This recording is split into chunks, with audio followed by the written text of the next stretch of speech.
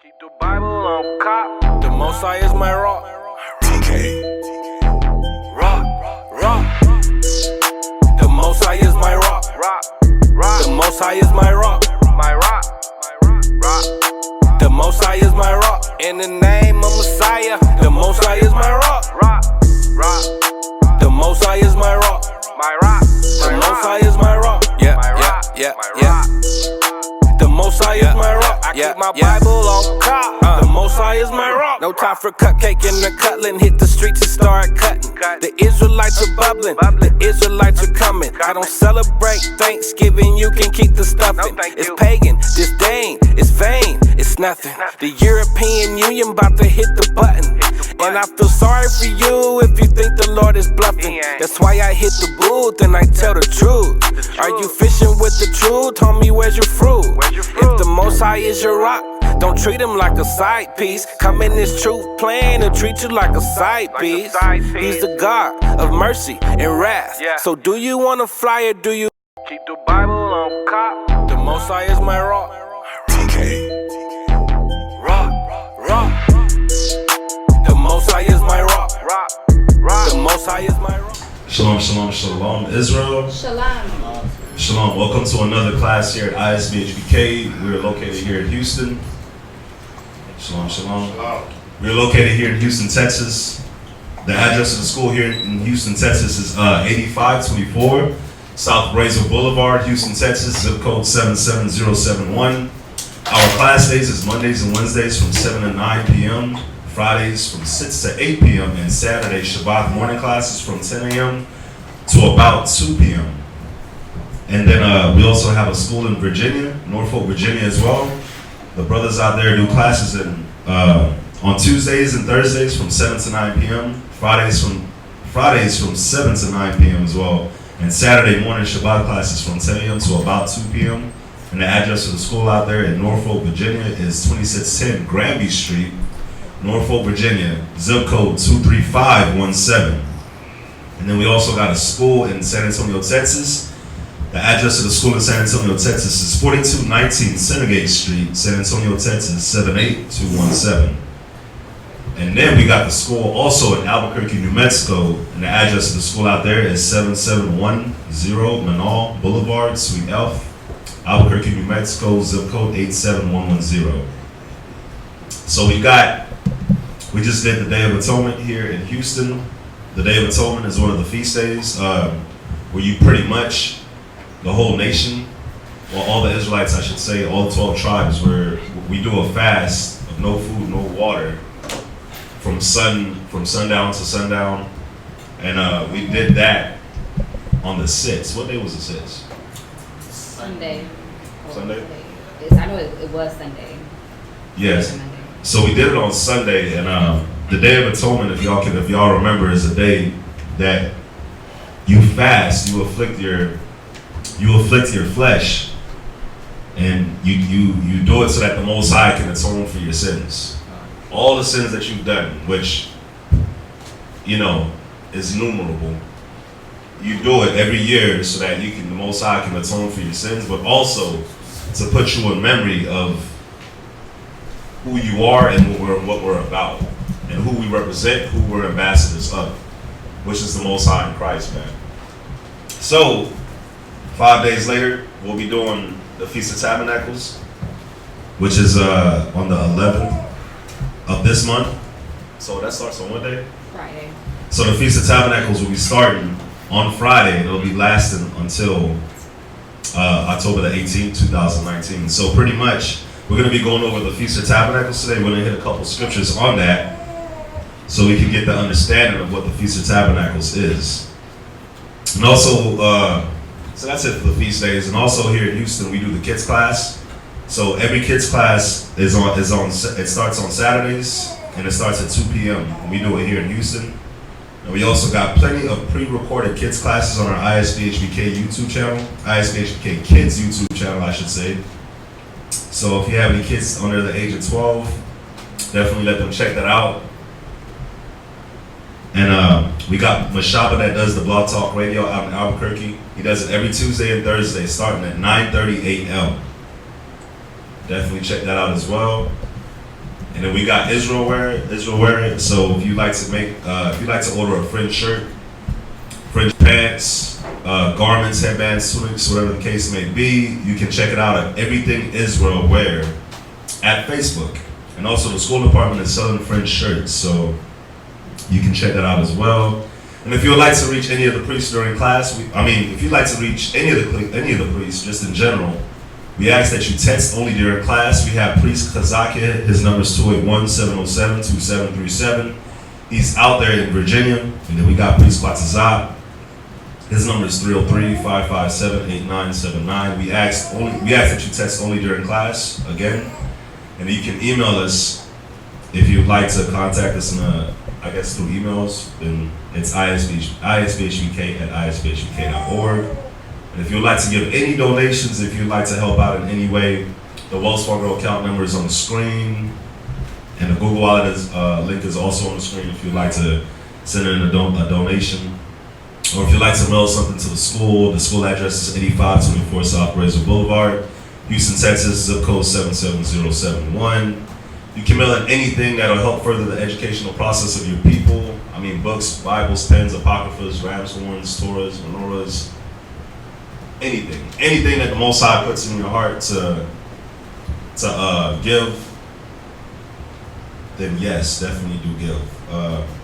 So with that, that's going to be it for the announcements. We're gonna go over a couple scriptures on the Feast of Tabernacles, or as they like to call it as well, the Feast of Boots. The Feast of Tabernacles, so you can title it the Feast of Tabernacles or the Feast of Boots. We're gonna hit a couple scriptures so we can understand why the Most High ordained us to follow this feast and to celebrate it. So we're gonna start at Leviticus chapter 23 and verse 33. Leviticus chapter 23 and verse 33. Let me know when y'all got it. And I'll read this too in the Zondervan Bible Pictorial Dictionary. It is right here in page 280. So page 280 in the Zondervan Bible Pictorial Dictionary is where you'll find feasts. You'll find all the feasts that we go that we celebrate. So in the month of Nisan or April, we have the Passover or the Feast of Unleavened Bread as well. And in the month of May or June, you have the Feast of Pentecost. Then you have the Feast of Trumpets. Then you have the Day of Atonement, which we just went through. And now you have the Feast of Tabernacles. So after the Feast of Tabernacles, you'll have the Feast of Lights or Hanukkah. And then you'll have the Feast of Purim. But today we're going to be going over the Feast of Tabernacles because that's what's coming up. So in the Zondervan Bible Pictorial Dictionary, under page 280, I'll read it real quick. It says the Feast of Tabernacles, or Boots or Gathering. This was the last of the sacred festivals under the Old Covenant. In pre-exilic times, it began 5 days after the Day of Atonement and lasted 7 days. It marked the completion of the harvest and historically commemorated the wanderings in the wilderness. During this festival, people lived in booths and tents in Jerusalem to remind themselves of how their forefathers wandered in the wilderness and lived in booths. The sacrifices of this feast were more numerous than at any other. The sacrifices of this feast were more numerous than at any other. The last day of the feast marked the conclusion of the ecclesiastical year. The whole feast was popular and joyous in nature. Besides the above feasts, which were all pre-exilic and instituted by Yahweh, the Jews, after the captivity, added two others. So after the captivity, added two others, the Feast of Lights, or Dedication, or Hanukkah, and the Feast of Purim. So once again, it says that this feast, it commemorated the wanderings in the wilderness. So we're going to go ahead and read Leviticus chapter 23 and verse 33. Leviticus chapter 23, verse 3? Verse 33. Verse 33. You can start there. Yes, sir. Leviticus chapter 23, verse 33. Go ahead. And the Lord spake unto Moses, saying, Speak unto the children of Israel, saying, The 15th day of this 7th month shall be the Feast of Tabernacles, for 7 days unto the Lord. So it says the 15th day of the 7th month shall be the Feast of Tabernacles, right? Unto the Lord. Now, you know what's cool about these feast days, man? What's cool about these feast days is, one, our feast days or our high holy days is way better than anything that America has to offer us. It's way better than celebrating their customs and their heritage, their Christmas, their Thanksgiving, their Easter. Come on, man, we're going to be feasting for 7 days. Imagine when we're in our kingdom and we're celebrating and we're feasting for 7 days. No work, you with your family, you with your friends, and you're just celebrating for 7 straight days. I remember in Jamaica, when I was younger, before I came here, there were some parties that literally went till the next day. We would literally start partying at night, we'll party all through the night, and in the morning the party's still going on. So the kids that went to sleep, they woke up and they come outside, and their parents and their families and their friends, they're still outside partying. That's how it was back in the days of Jamaica. My dad actually had a party like that, where it's like 10 o'clock in the morning and the music is still playing. But think about it, man. We did that for 7 days. We did that for 7 days with this Feast of Tabernacles. Just feasting, just eating, drinking, partying, having fun, relaxing, celebrating what the Most High has given us, man. Go ahead. Keep reading. Keep reading. Yeah. Okay. Leviticus 23, 35. On the first day shall be an holy convocation. Ye shall do no servile work therein. So on the first day is a holy convocation, so a holy gathering. So you were supposed to gather on that first day. Was there no servile work supposed to be done? You were supposed to gather on that first day. Go ahead. 36. Remember, a convocation is a gathering by summons. Fine. So everyone was required to be there. Fine. You were summoned to be there. The law told us that. Now, when it says no servile work, a lot of brothers and sisters get this wrong. And they think, well, because it's a Sabbath, I'm supposed to sit in my closet. Or I'm supposed to sit by myself. Remember, it's a feast day. So the work that you did do was prepare for the feast. We cooked, we partied, we had a feast. We ate, we drank, we listened to music. Okay, so, because I talked to a brother the other day about the Day of Atonement, and he's like, well, I just want to sit around and do nothing. Well, no, it took work for us to gather together. And it's going to take a lot more work here in this kingdom to gather. Now, remember, we were in the wilderness when all this was being given to us, right? So we were all together anyway. But you did have there was one occasion where a man was gathering sticks on the Sabbath, and what happened? He got killed. Was it because he picked up a stick? No, because everybody else was gathering on the Sabbath and he wasn't. So we treat these high holy days, where you at, Leviticus 23, right? 23, that was 35. Right, we treat these high holy days, some of them are Sabbaths. So we treat them the same way. Now, again, if we're gathering together, if it's a summons, right? If it's a summons for us to gather, are we just gathering together to stand there like this? No. And look at each other? No, we're sitting around, we're talking, we're catching up, we're having a good time. These are our times. Remember, all the effort you put in for Christmas, all the effort you put in to make sure your children had the brand new Easter gear, they had their Easter outfit, all the effort you put in to pick out the Halloween costume, you gotta go to Baruch real quick. Go to Baruch. That's in the Apocrypha. Does the sister have an Apocrypha? Let her borrow that. Shalom, sis. It It's going to be page 105. Page 105 in the Apocrypha is Baruch chapter 4 and verse 28. God. Read that. Baruch chapter 4, verse 28. So the same amount of effort you put into these man-made holidays, Christmas, Easter, New Year's, 4th of July, right? You went and got your fireworks, 10 months in advance because they were on sale. You made sure you had all your barbecue meat ready for the grill. You made sure you had your Easter, New Year's, right? Because when do black folks go to church? Easter and New Year's. You made sure you showed up for those 2 days. So the same effort you put into the America's holidays, we got to put that much more effort into the Most High holidays. Watch, it's going to tell us. Read. Baruch chapter 4, verse 28. Go ahead. For as it was your mind to go astray. Because the nation of Israel is astray. But we're all trying to come back, right? God. And what are we coming back to? We're coming back to the laws, the statutes, the commandments of the Most High. And within that are these high holy days, along with our customs, our dress code, our dietary laws. Go ahead.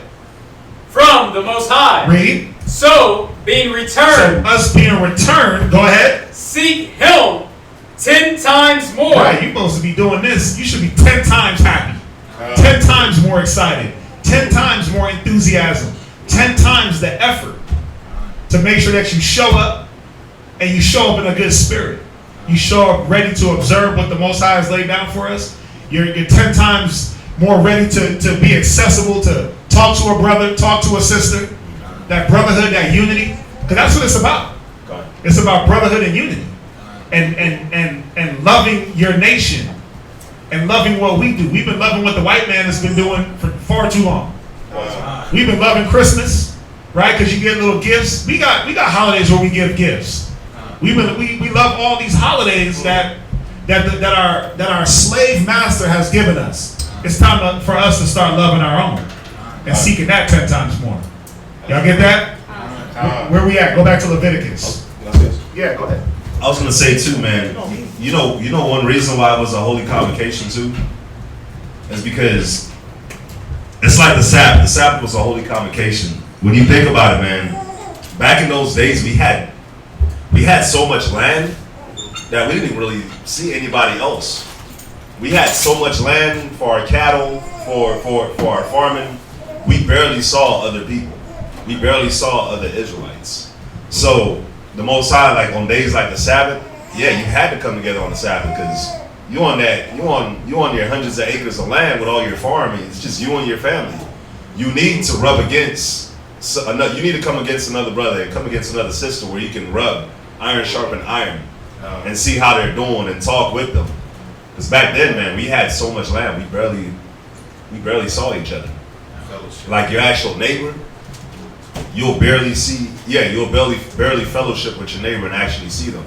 So these feast days, they were very important. Yeah, because you had your everyday, come on, everybody had to live their life, had to take care of their well-being, take care of their family, make sure that, your livestock was in good health. That was your money.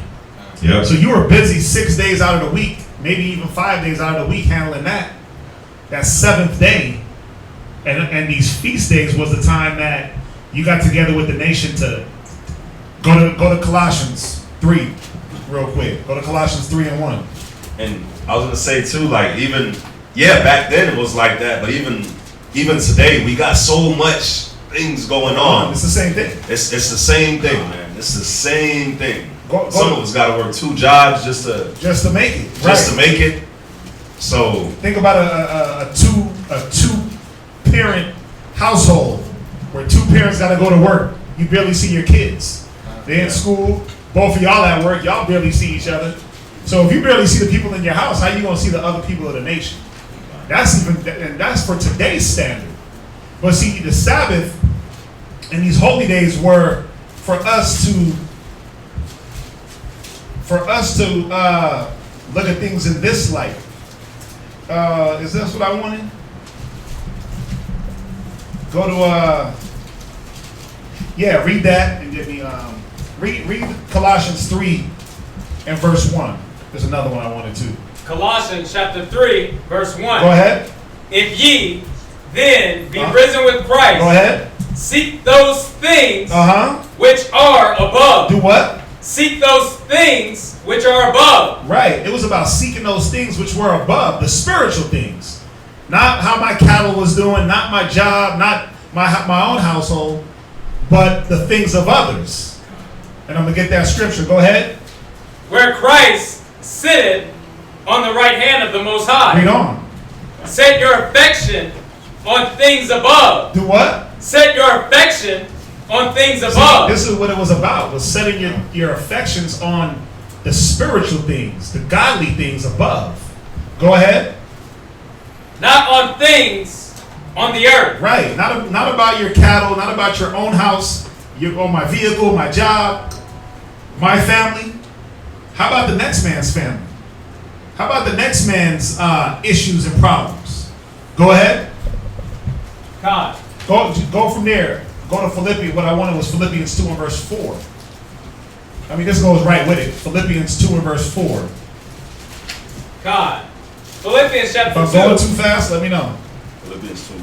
Philippians chapter 2, verse 4. Read. Look not every man on his own thing. Right, because this is what it was about. Us coming together. Not looking on our own things, but what? But every man also on the things of others. But the things of others. So 6 days a week, I'm worried about me. I'm trying to provide for my household. On the seventh day, I can at least sit back and talk to a brother, a sister, and say, man, how's your week been? Yeah. Oh, well, this is going on, or this is happening. Oh, you know what, man, I can help you out with that. Or I know somebody that can. That's what it was about. And you know what's crazy about today's time? I heard, that Joker movie came out, and it was going into what made the Joker become the Joker. Now, I didn't see the movie, but just seeing what people were talking about with the movie, he got bullied. He didn't really have nobody. So when you look at today's world, especially, they promote being antisocial. Yep. They promote people not talking and people not giving a damn about anybody else. So when you think about it, the Most High made us as people with a tongue to be able to communicate. That was part of the senses that He gave us, the 7 senses. But there's a reason for it. We were meant to communicate, man, because that's just how life is. You need to be able to talk. You need to be able to vent. You need to be able to get counsel and share knowledge and talk. And that's what this world doesn't do anymore. It's exactly what you said. Iron sharpeneth iron. Yeah. Right now, if you're a spiritual person and there's no other spiritual person around you, who's going to sharpen you? Who are you going to sharpen? That's the thing. Now, if everybody's carnal, there's nothing going on at all. But if we come in the same mind to say, look, let's get together with one another, iron sharpeneth iron, I'm going to make my friends and brothers around me better. That's what it's supposed to be about, this gathering. But you have some that they don't feel the need. They don't think it's important. It's important. The Most High said it's important.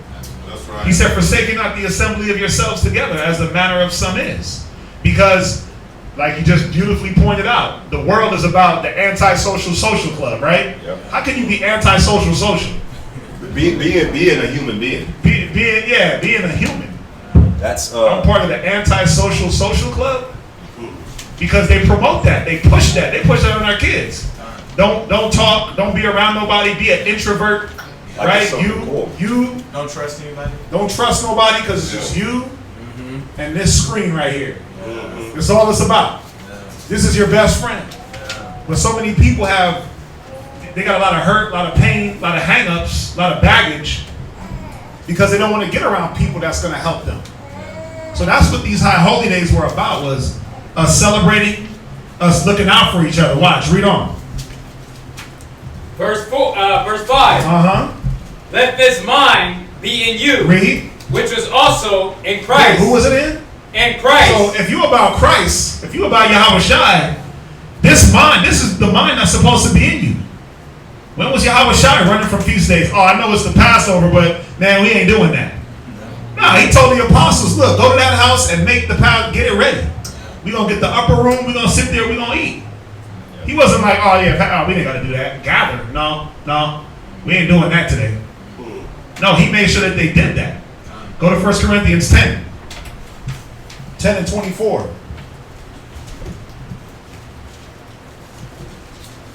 1 Corinthians chapter 10, verse 24. Go ahead. Let no man seek his own. Right, read. But every man another's wealth. Right, see? Why does the scriptures echo this sentiment over and over? Because this was the mind that was in Yahweh Shai. If you want to walk like Big Brother, this is how he was thinking.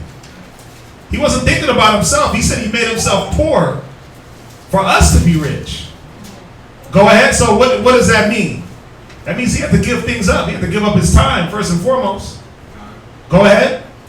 Verse 25. Whatsoever is sold in... No, jump down to verse 33. Verse 33. Even as I please all men in all things. Go ahead. Not seeking mine own profit. Not doing what? Seeking mine own profit. And that's the problem with a lot of Israel, man. A lot of our people is like, well, what is it going to profit me to gather with y'all? It don't do me nothing. I could care less. That's on you. He that knows to do good and do it not is sin unto him. So it's not about what you can profit from me or what it profits me. And it shouldn't be what it profits you. If anything, you should be saying, you know what, a little bit of unity and brotherhood is going to profit me. A lot of brothers, a lot of you introverts out there, y'all need a brother next to you to give you the little small nuances of life. You need to be able to see the example and examples of how brothers actually live the Bible.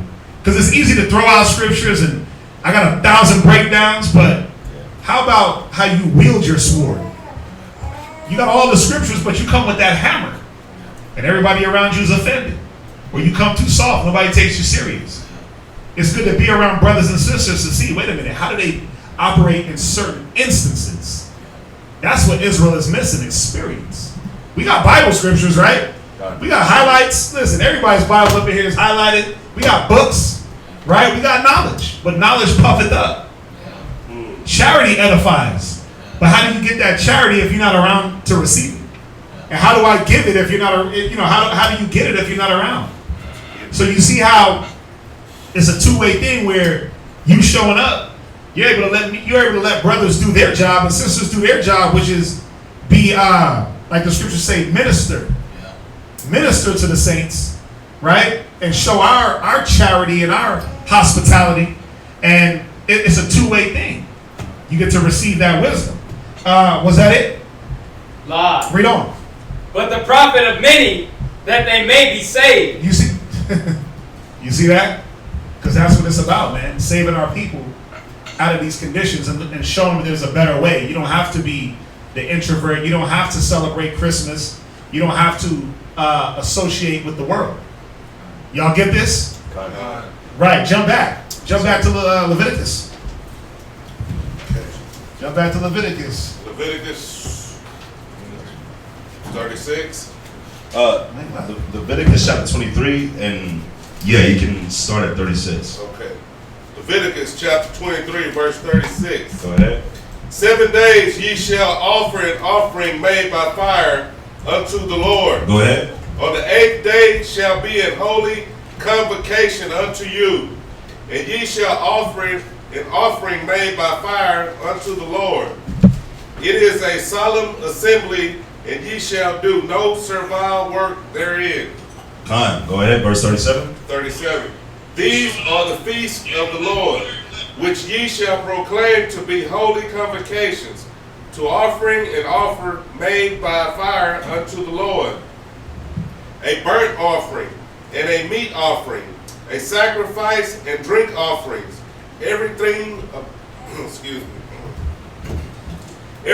upon his day. Go ahead, verse 38. Besides the Sabbaths of the Lord, and besides your gifts, and besides all your vows, and besides all your free will offerings, which ye give unto the Lord.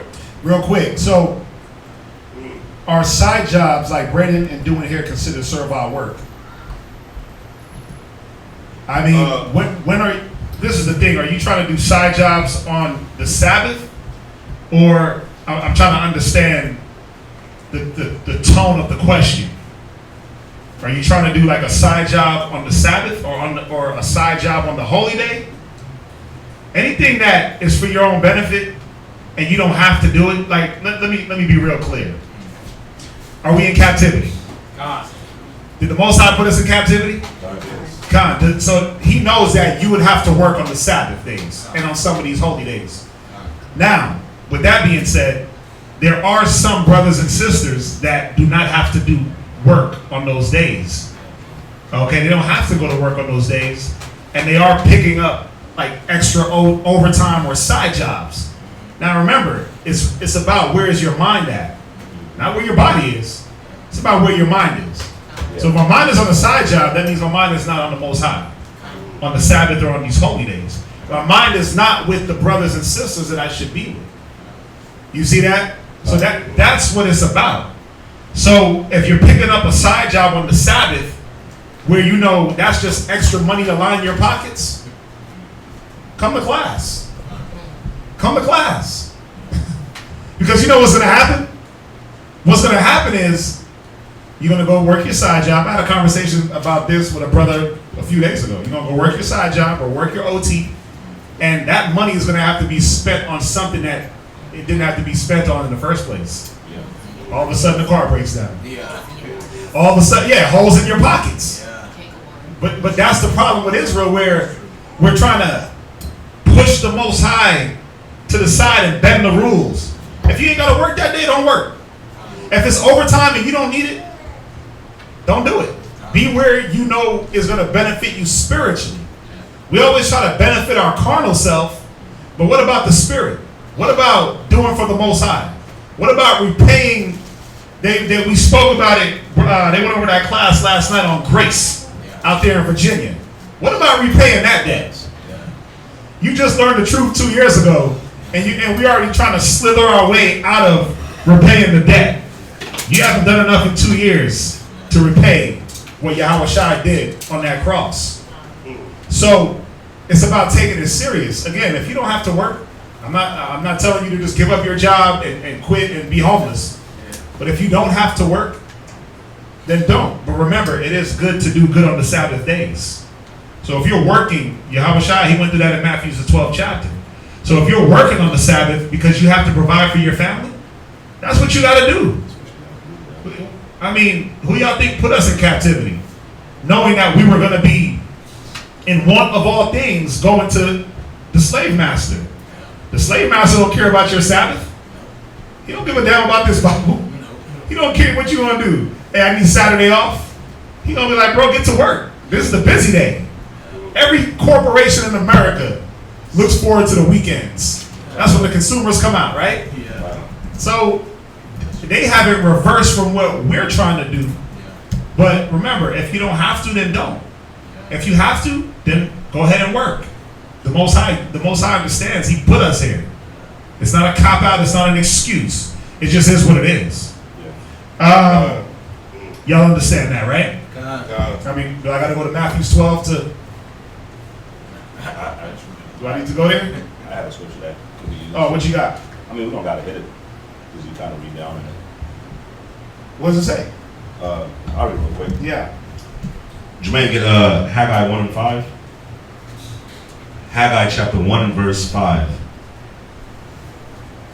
And this is for you know, like the brothers and sisters that pretty much, you know, just want to be like Kevin Gates, sit 7 jobs, I don't get tired, and never make time for the Most High. So this scripture right here is perfect for it. Not saying that the person online does this or anything like that. Not saying that at all, but this is for like the brothers and sisters that's in that mentality that just, you know, that's all they want to do. Right. And she was saying, yeah, she did it on the Sabbath. Listen, again, if you don't have to do it, if it's not detrimental to your income, if braiding somebody's hair or just, you know, picking up a side job is how you got to make up for rent or food or something like that, man, handle your business. The Most High don't want you to starve. How can you serve the next Sabbath if you dead? Right? How you going to be in the right mind to serve the next Sabbath if you homeless? So yeah, do what you got to do. But if you don't have to, if it's just extra, serve the Most High. Put that to the side. Figure that out another day, and handle what the Most High wants you to handle. Yeah. Put your mind on Him. Okay. Go ahead. Haggai chapter 1 verse 5. Go ahead. Now therefore, thus saith the Most High of hosts, consider your ways. So yeah, definitely take into consideration like what is your situation and what is going on. Like if you gotta go to work on the Shabbat, then you gotta go to work on the Shabbat. You gotta provide for your family. You gotta keep a roof on your head. And like you were saying, like, you don't want to be homeless on the Shabbat, because you need a place to shower and get cleaned up if you need to come to a place of gathering, so you can be clean. So consider your ways. But if you don't have to go out of your way, it's like my last job. I was working at FedEx. When I was working at FedEx, my schedule was Monday through Friday.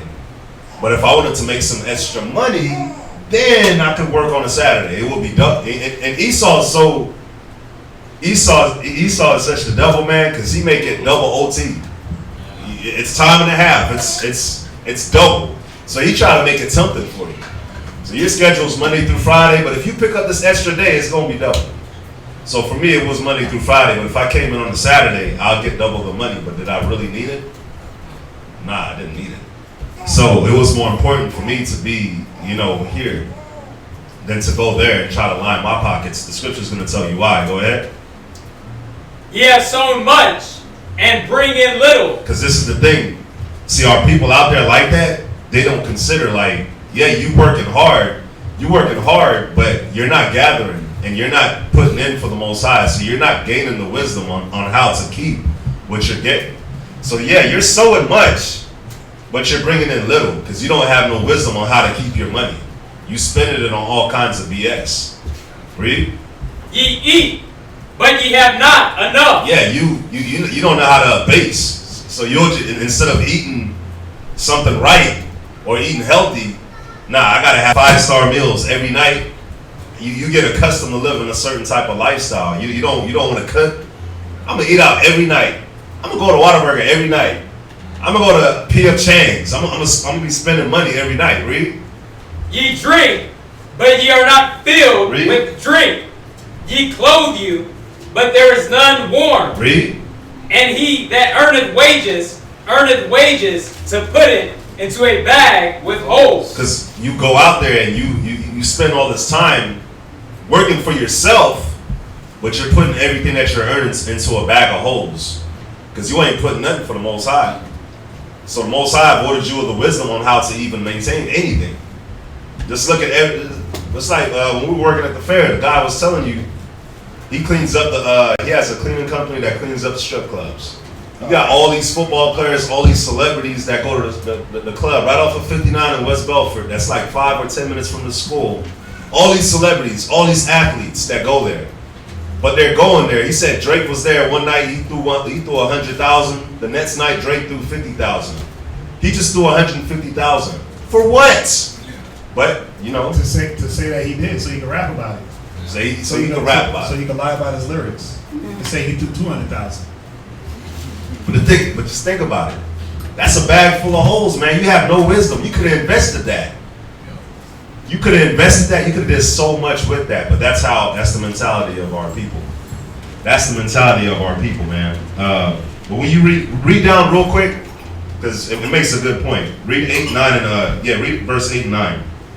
Verse 8, go up to the mountain and bring wood and build the house, and I will take pleasure in it. He said do what? Build the house, and I will take pleasure in it. This is what the Most High takes pleasure in, man. Us building him up. Yeah. This is what he takes pleasure in. He wants you to build up his house. And put yourself on the line for him. Sacrifice for him. Yep. We've been building our own houses for years, man. Yep. We've been building our houses for 30 years, 40 years, 50 years. Depending on how old you were when you got that truth, you've been building you. You've been an army of one, right? Or you and your family. But now it's time to give back. It's time to give back to the Most High and show that you're thankful. Because that's what it's about. And what's dope about just this building the house factor thing? And to bring it back to what we're talking about, the Feast of Tabernacles, it's the Feast of Booths, and it's to remind us about the times when we were in the wilderness, where we were living in tents. Yep. Even though we were living in tents, the Most High took care of us. He had us go from tents to mansions. Because when we made it to our kingdom, we went from circling around Israel for 40 years in the wilderness, living in tents, getting bit by spiders, snakes, serpents, being in the hot sun. We went from all that, and the Most High put us into our own land. We have acres and acres and acres and acres of land, and these multitudes of cattle and a big family. It's to remind us that the Most High had us in the wilderness, living in tents, but He was taking care of us. He nurtured us. He fed us with manna. He made the bitter water sweet. It's like He's saying about this bag of holes. And the brother that said it online. Yeah, a lot of us work.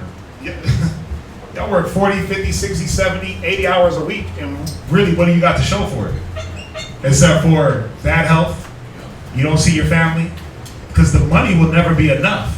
Even if you are having an abundance of it, it's never going to be enough. Once you get a little extra, you're always going to want more and more and more and more, but it does come with a price. There is something attached to that. So if we don't start shifting our mind back to spiritually, and I mean, where does faith come in? If you don't have a little bit, or excuse me, if you don't have enough, when you going to use your faith? You see, it's things like that when you're not spiritual, you don't look at that. Well, yeah, I got to go work on the Sabbath because I'm $30 short on my rent. How about having a little faith and letting the Most High show you His power and drop 130 on you instead of you going out and killing yourself for 30? You'll drop 130 on you. You got a little extra now.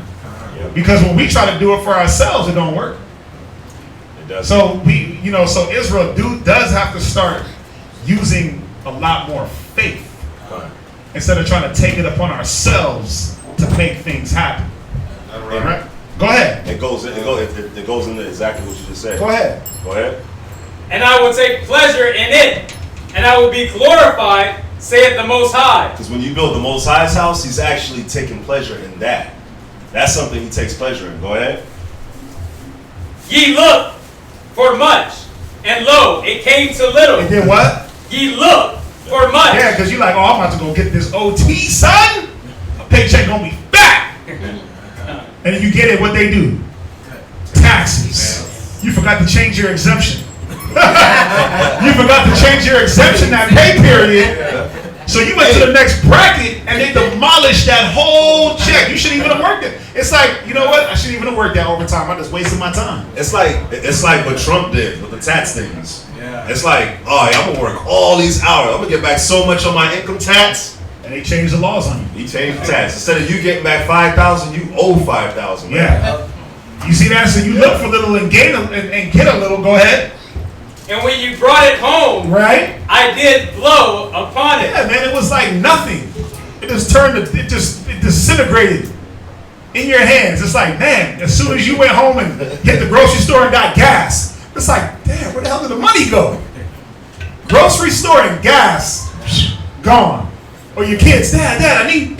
You like, wow, okay. Go ahead. Why, saith the Most High of Hosts? Because of mine house that is waste. Yeah, because everyone is not looking on the things of others. The things that are above, everybody's looking at their own. Read. And ye run every man unto his own house. And that's what it's about, man. Everybody trying to take care of their own house instead of taking care of the house of the Lord. Was that it? Yes, sir. That was it. Jump. Major, you had a question. I'm trying to understand. Or you said something about, maybe we have to go back into what we were saying. You said, but what about those that are covetous? I understand brotherhood, but what about dealing with that factor? Restate the question so I can understand what you're talking about.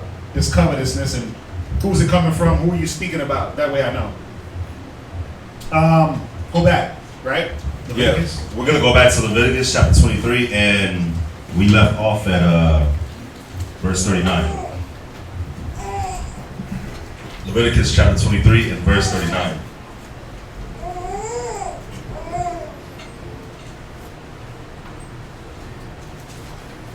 got it? I got it. Leviticus chapter 23, verse 39. Also, in the 15th day of the 7th month, when ye have gathered in the fruit of the land, ye shall keep a feast unto the Lord 7 days. On the first day shall be a Sabbath, and on the 8th day shall be a Sabbath. So this is going back, talking about the Feast of Tabernacles again. Go ahead. So you see that the first day, Sabbath. The 8th day is a Sabbath. So whatever you do between those first and 8 days, it's on you. But on that first day, y'all better be together. On that last day, you better be together. So the way we have it set up is that Friday, which is the first day for us, we'll be getting together here at the school. Then on the last day, we'll be getting together on the school, but we also get together on some days in between. We'll announce it. But we're making sure we gather on the first, like the scriptures say, and on the last day. All right, go ahead. Verse 40. And ye shall take ye on the first day the boughs of goodly trees, branches of palm trees, and the boughs of fig trees, and willows of the brook. And ye shall rejoice before the Lord your God 7 days. That's why you see, like, you'll probably see it if you come across one of them fake Jews, one of them Israelis. You'll see them walking around with like an olive branch, or they'll walk around with some type of tree branch, because they're doing what the scriptures say. They do it ignorantly, but they're doing what the Bible says. You see that? So a lot of times, I never used to understand, like, why are y'all walking around with olive branches? But they do a lot of things out of context. Go ahead. Verse 41. And ye shall keep it a feast unto the Lord 7 days in the year. It shall be a statute forever in your generations. Sometimes. Forever. Wait. So Christ did away with this. Read it one more time. Okay. And ye shall keep it a feast unto the Lord 7 days in a year. Right. And it shall be a statute forever. Right. In your generations. Right. This was not done away with. No. This wasn't forever means forever. Forever. Forever, ever? Forever, ever? Yeah. Ever. You know how he went real high pitch to let you know it was real. Yep. It's forever. He said a statute forever. We were supposed to keep this feast forever. Yes, sir. Why you think, like, even with the Passover, even with the Sabbath, why you think when Christ came, he was doing things like the Sabbath, he was doing things like the Passover, he was showing them that these feasts were never done away with. Think not that I've done away with the law, think not that I've come to destroy the law or the prophets. I've come not to destroy but to fulfill. Matthew 5:19. Right? 5:17. So he didn't do away with the law, the ceremonial law. This is a ceremony. Remember, we got 5 sets of laws: dietary, ceremonial, sacrificial, civil, and there's one more. Come on, man. Moral. And moral laws. Right. Civil, dietary. I just said them in the wrong order. Yeah. But yeah, you got moral, civil, dietary, ceremonial, sacrificial law, which we don't sacrifice animals. That was what Christ did away with. The sacrifice of animals. He was the last blood sacrifice. Go ahead. Verse 42. Ye shall dwell in booths 7 days. All that are Israelites born shall dwell in booths. Right, and you got a lot of brothers that they have the ability to do this, which is set up tents out there in the wilderness. I know a lot of brothers in California. They're able to do that. They're able to set up the booths and dwell in tents for the 7 days. All right. Now, remember, the scriptures say to rehearse the righteous acts. Not everybody can do that. Not everybody can dwell in tents for 7 days for many different reasons, but what you want to do as we rehearse the righteous acts is you want to lead up to that point where you're trying to keep the law in its entirety. That doesn't mean you're wicked because you didn't dwell in a booth, because you didn't set up a tent. Nah, you ain't wicked. It's not that you're wicked, as long as you know, like, man, it's in my mind to try to get to that point. Judges 5:11 tells us to rehearse the righteous acts. So a rehearsal is a repetitious doing of something. Okay. But not just the same way you rehearse to get better. Okay. Right? So we do these feast days to make sure that we try to perfect them. more and more. So even us, we're trying to get to the point where we can get the whole body together and just have tents set up. But what's the problem with that? We don't have land. We ain't got land to do that. We don't got land. You in a city, you know, we don't have those resources yet. Well, can they come? Of course they can. Yeah. Of course, that's why it is important for things like this for Israel to try to own land. It ain't a wicked thing to own land in this kingdom. That way we can go, hey brother, I got land. It's Feast of Tabernacles. Oh, for real? Let's do it. And we out there for the 7 days, man, observing the feast day the way the scriptures say, you know, in its purity. Go ahead. Okay. Verse 43. Does this video keep stopping? Go ahead. That your generations may know that I made the children of Israel to dwell in booths when I brought them out of the land of Egypt. I am the Lord your God. And Moses declared. And this is how you know that these feast days weren't just for this time. He said for your generations to know. Yeah. As long as we got generation after generation coming, they were supposed to observe and do what the generation before did.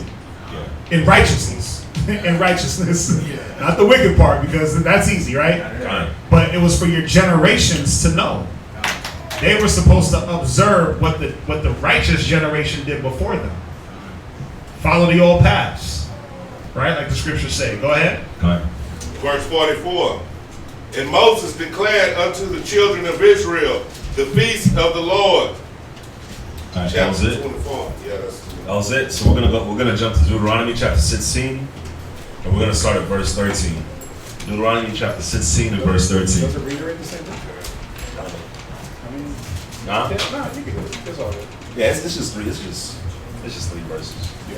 But I was gonna say too, like on this verse 43, when it talks about, you know, that your generations may know that I made the children of Israel to dwell in booths. So the Most High had it, you know, where we dwelt in these booths and we taught to our kids.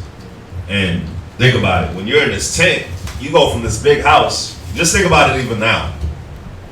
You know, you might be in this house, your kids are locked up in their room all the time on the video game, on the PS4, on 2K, or on their phone, or on their tablets, on whatever they're on. So it's an opportunity to get them away from the things that have a hold and a pull on them and put them, listen, all we got is this tent.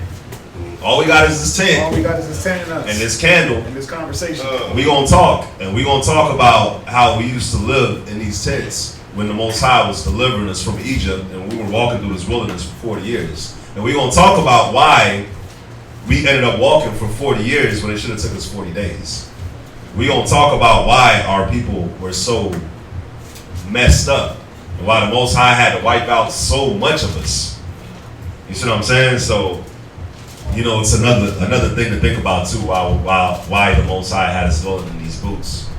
You know, it was like you were saying, it's a holy convocation, and so we can talk and remember what the Most High brought us through, what He saved us from, what He put us through, what He did to those of us that was wicked and complainers and backbiters and ungrateful, and you know, also remember His grace and His mercy as well. Remember, right before this time, we were in Egypt, dwelling in Goshen. We had nice, cozy houses. Yep. We lived in these tents for 40 years. It wasn't like we set up the tents and then we pulled them down and that was it. This was our living condition for 40 years.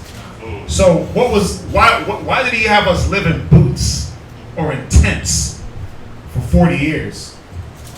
What was the Most High trying to prove to us? Who think they knows? Who did they know?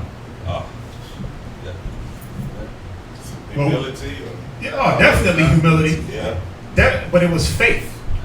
He was trying to show us that our faith, that no matter what, wilderness or not, He was going to take care of us.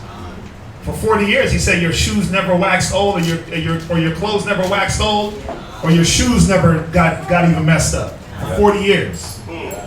So if you got shoes and clothes on your back, I'm gonna definitely make sure you got a roof over your head, because what was Israel's complaint? We hungry.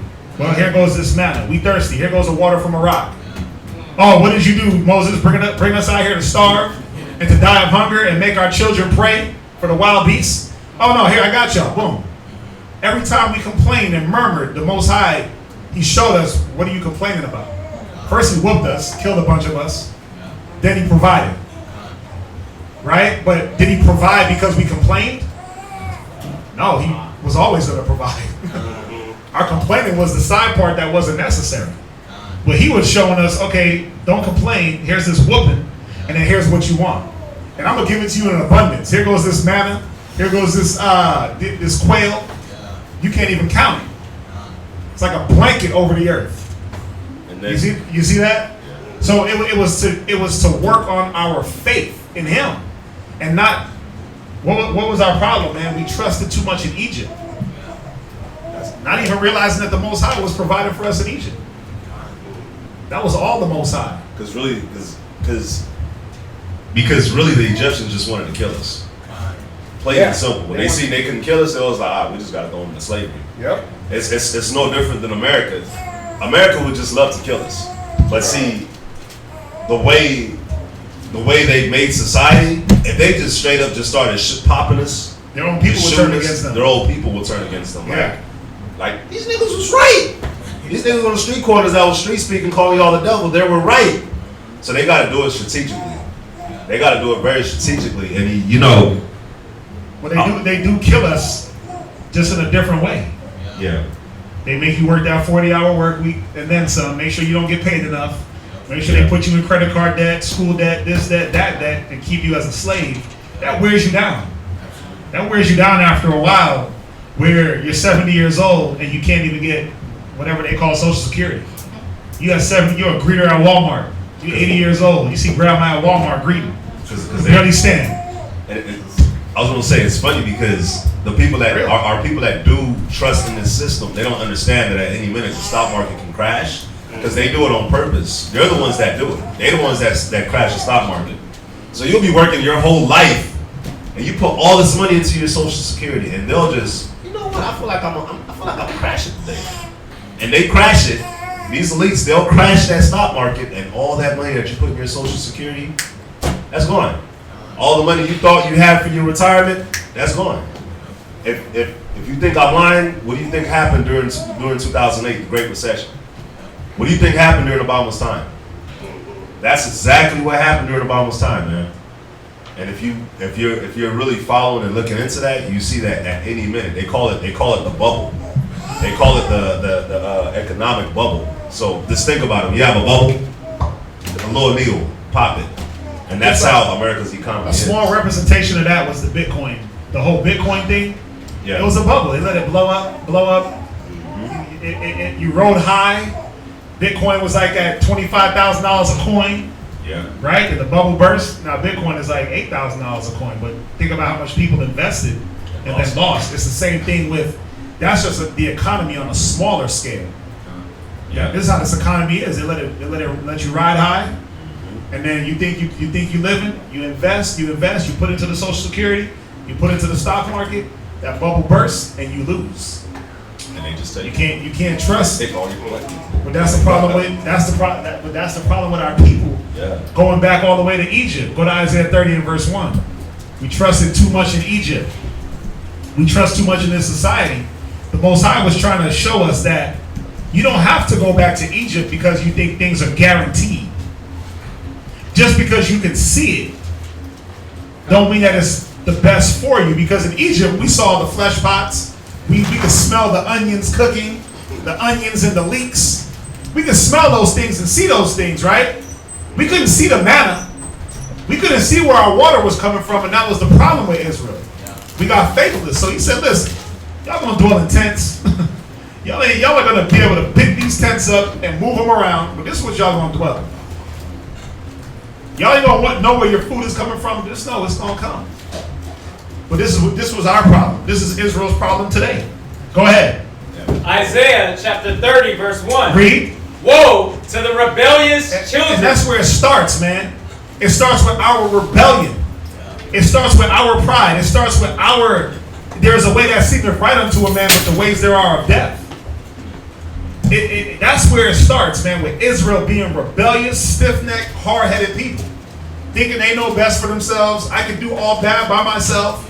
I'm better without the truth. Why y'all bring me here to suffer? You weren't better without the truth.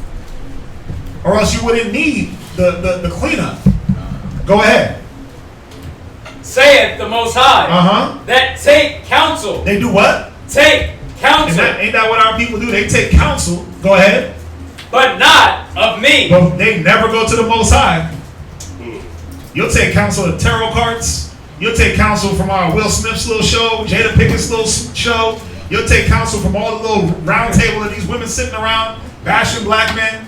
You'll take that counsel from your mama, your auntie, your grandma, right? From the disgruntled woman, the disgruntled aunt that can't keep a man. You're going to get marriage counsel from her? The disgruntled uncle that all he thinks to get a woman in line is to beat her? That's who we go for counsel? We care about too much what this society has to say about what we do. So what do we always want to do when it gets hard? Let me run back to Big Daddy Esau. Big Daddy White Man. Let me go see what he got to say. Let me see how he can help. Go ahead. And that cover with a covering, but not of my spirit. And we cover with a covering of this world, man. We cover with Christmas, New Year's, Easter. We don't cover with the holy days like we're going over. We don't cover with our garments. We rather wear skinny jeans and spandex. You rather cover with that, barely. Because the skinny jeans these days, they ain't even pulling them up, man. There was a dude in the mall today, he had on overalls. Now, y'all know the overalls, old school overalls? But he had the overall straps down, and his whole backside was out. I'm like, whoa, come on, bro. Yeah, and then the women, they make sure that they walk around with the tightest spandex and they lift the shirt up, or they tie it in the front so you can see the butt. Yeah. That's what we like to cover with. Nothing righteous. Go ahead. That they may add sin to sin. Because that's what it's about. Adding that doubt is sin. That doubt is sin, and then you want to put a bad dress code on top of doubt. You want to put a bad diet on top of doubt. You want to put religion on top of doubt. Sin to sin, man. Go ahead. That walk to go down into Egypt. Yeah, we love to run to America. Spiritual Egypt, slavery. You're running to slavery. It's like You're running to say, here, shackle me up. Shackle me up, mind, body, and spirit. But I got freedom of speech in America. No, you don't. Freedom of speech costs. Real freedom of speech costs. Yep. Yeah, it's either going to cost your life or some big dough. It costs. Go ahead.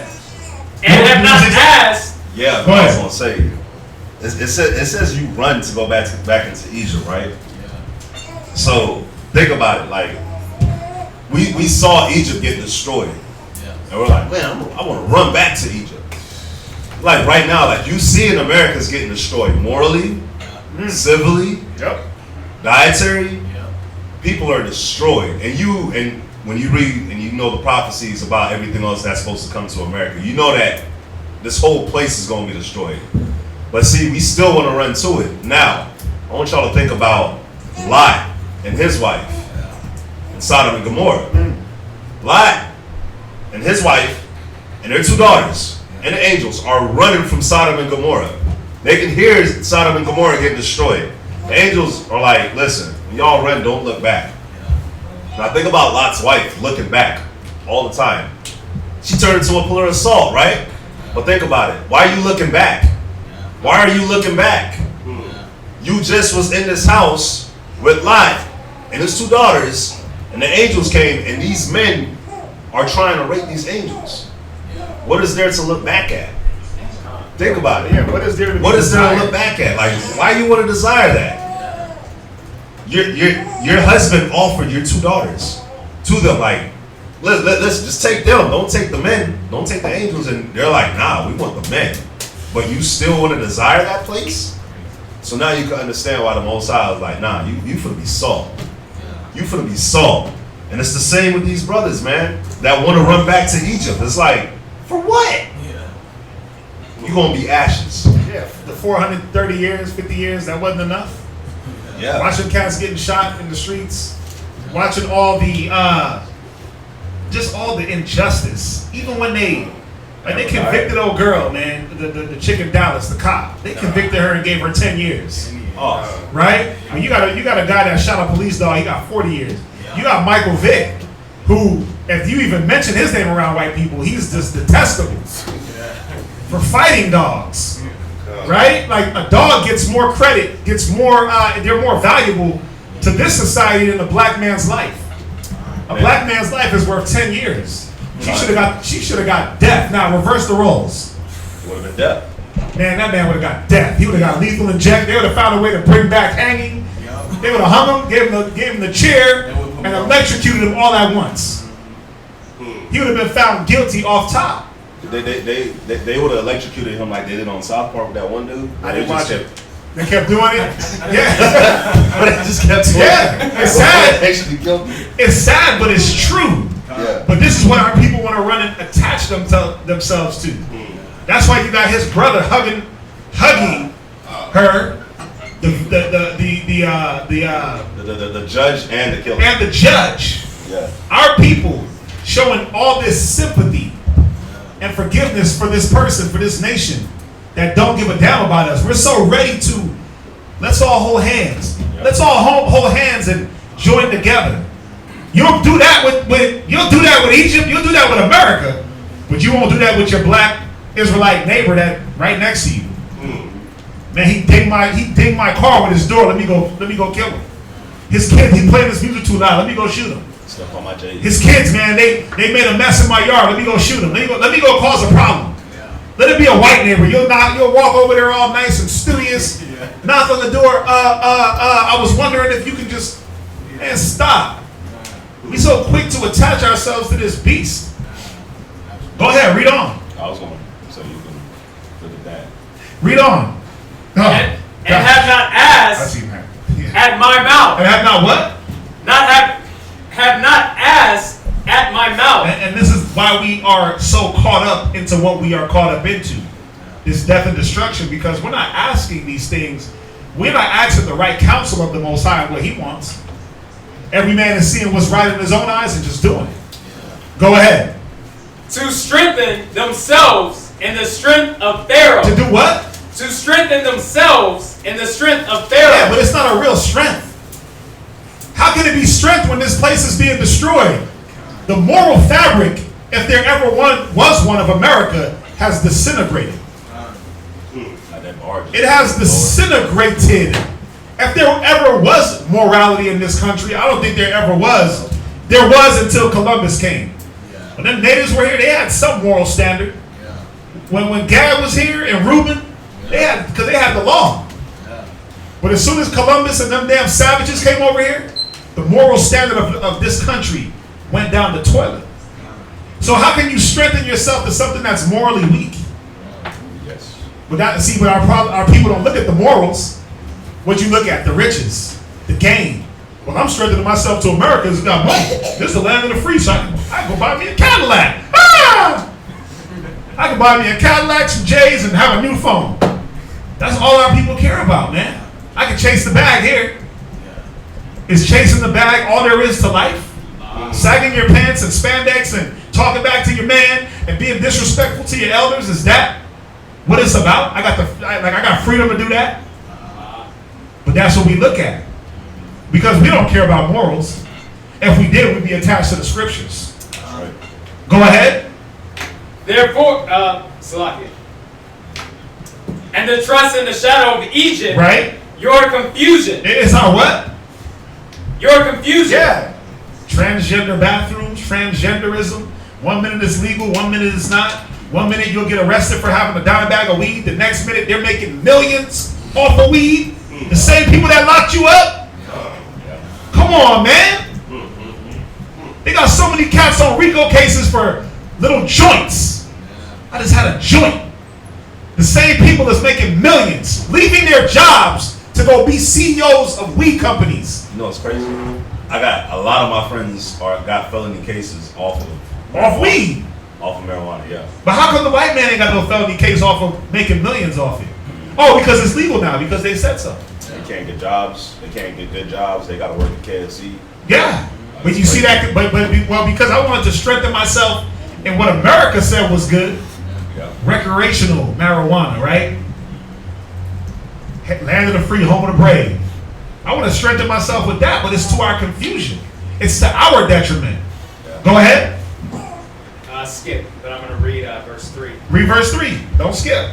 Therefore shall the strength of Pharaoh Right. be your shame, Right? Go ahead. and trust in the shadow of Egypt your Yeah, confusion. because that same homosexual society that you wanted to run up under and be next to, not in faggots are teaching your children. How shameful is that? Not in transvestites are in the library reading books to your kids. And you sitting there mad as hell like, what's going on? Them same people that was pushing Trump, now they hate him. Because they see how racist he is. Man, can I? Go ahead. So check this out. This is hilarious. You know how the scripture talks about whatever the wicked do, it always comes back on their head? Yeah. So think about it, man. Think about all the crap that Trump talked about, right? And how he made us feel and long story short, this is the thing. One of the major things killing white people in America right now Trump. is actually Trump. Because They died of heart attacks. the Affordable Care Act that these Republicans hated with Obamacare, that these Republicans hated, that as soon as Trump got into office, he took it away. See, these same white folks, they didn't realize that they needed that. They didn't realize that they really needed that. So a lot of them, they're dying from these opioids, and they're dying from because their health is just terrible. They're dying from really bad health, and they don't have no Medicaid anymore. So a lot of them, they're dying because of no jobs, opioids, no health care, and suicide. They're just offing themselves. So I was seeing, it was funny, I was just watching this video on it where they were talking about it. Like how, that because they're racist, that's actually what's killing them so much. Because ever since Trump took office, it's like the death rates in them, it's shot up. And one of the main reasons why is because of all the things, like all the programs that Trump took away, because they pumped into everybody in America that black people's just sucking the tax dollars for all their benefits. Like we're the one on welfare. Yeah. We're the only ones that take care of TANF and WIC and food stamps. Yeah. When So Trump cut all that. Good. And he cut all that, and those same people that voted for him, They're the ones dying off. they're the ones that need it. Your strength shall be your shame. Yep. You see that? Because they believed in Trump. They believed in the beast. Yep. He cut all those programs thinking he was going to affect us, and who's he affected? His own people. Own people. His own people, man. You see how? Man, that's the Most High. Go ahead, read on. Because we gonna make a way. Yeah. Israelites, we gonna make a way. We gonna make something out of nothing. Period. Yeah. Oh, yeah. We gonna make it happen. But Oh yeah, we gonna share them food stamps. You know what's up. Man, we ain't gonna starve. We gonna find them somehow. We gonna buy them from them white folks. Half off, right? We gonna make sure that we eat. We got shelter. Go ahead, finish that up. I think that was it. Right. So, right. Go back. Go back to Deuteronomy. Deuteronomy. You wanna say? No, they may should have reworded. Oh, major reworded? Yeah. Okay. Let me see what. Covetous, huh? Covetous. Let's see here. My question was in reference to dwelling together with brethren, even on feast days, dealing with covetous in Israel, how to deal. Covetous in what way? Covetous in what way? My question was in reference to dwelling together with brethren, even on feast days, dealing with covetous brothers in Israel. How do you deal with that? Covetous in what way? Like eating up all the food? What, like cup? I'm trying to figure. I mean, covetous in what way? Let's just that way we can know. Black Panther get 30 years behind 1 week square. Yeah. Oh yeah. Something strange for some change. The fee keeps dropping. They're saying, is it? I don't. Maybe they're using. Reset y'all's devices, man. It might be this. Because it's playing on my phone and on here. Yeah. My questions on brethren. Yeah, dwelling together with brethren.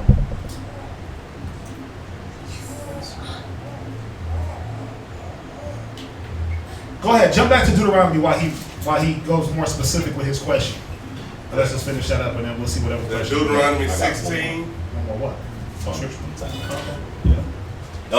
That's Deuteronomy chapter 16, verse 13. We're gonna read from 13 through 16. It's really just gonna be reiterating what we read in Leviticus. Go ahead. Deuteronomy chapter 16, verse 13.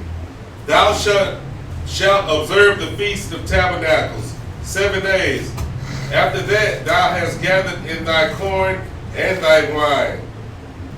14. And thou shalt rejoice in thy feast, thou and thy son, and thy daughter, and thy manservant, and thy maidservant, and the Levite, the stranger, and the fatherless.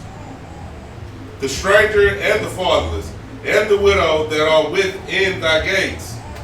Verse 15. So everybody, even the strangers, even those people that's another nation, even they had to partake into this feast as well. But remember, the only way they can do that, they have to be circumcised. The males have to be circumcised, and they have to follow the law. And it says, "Be as one that was born in the land."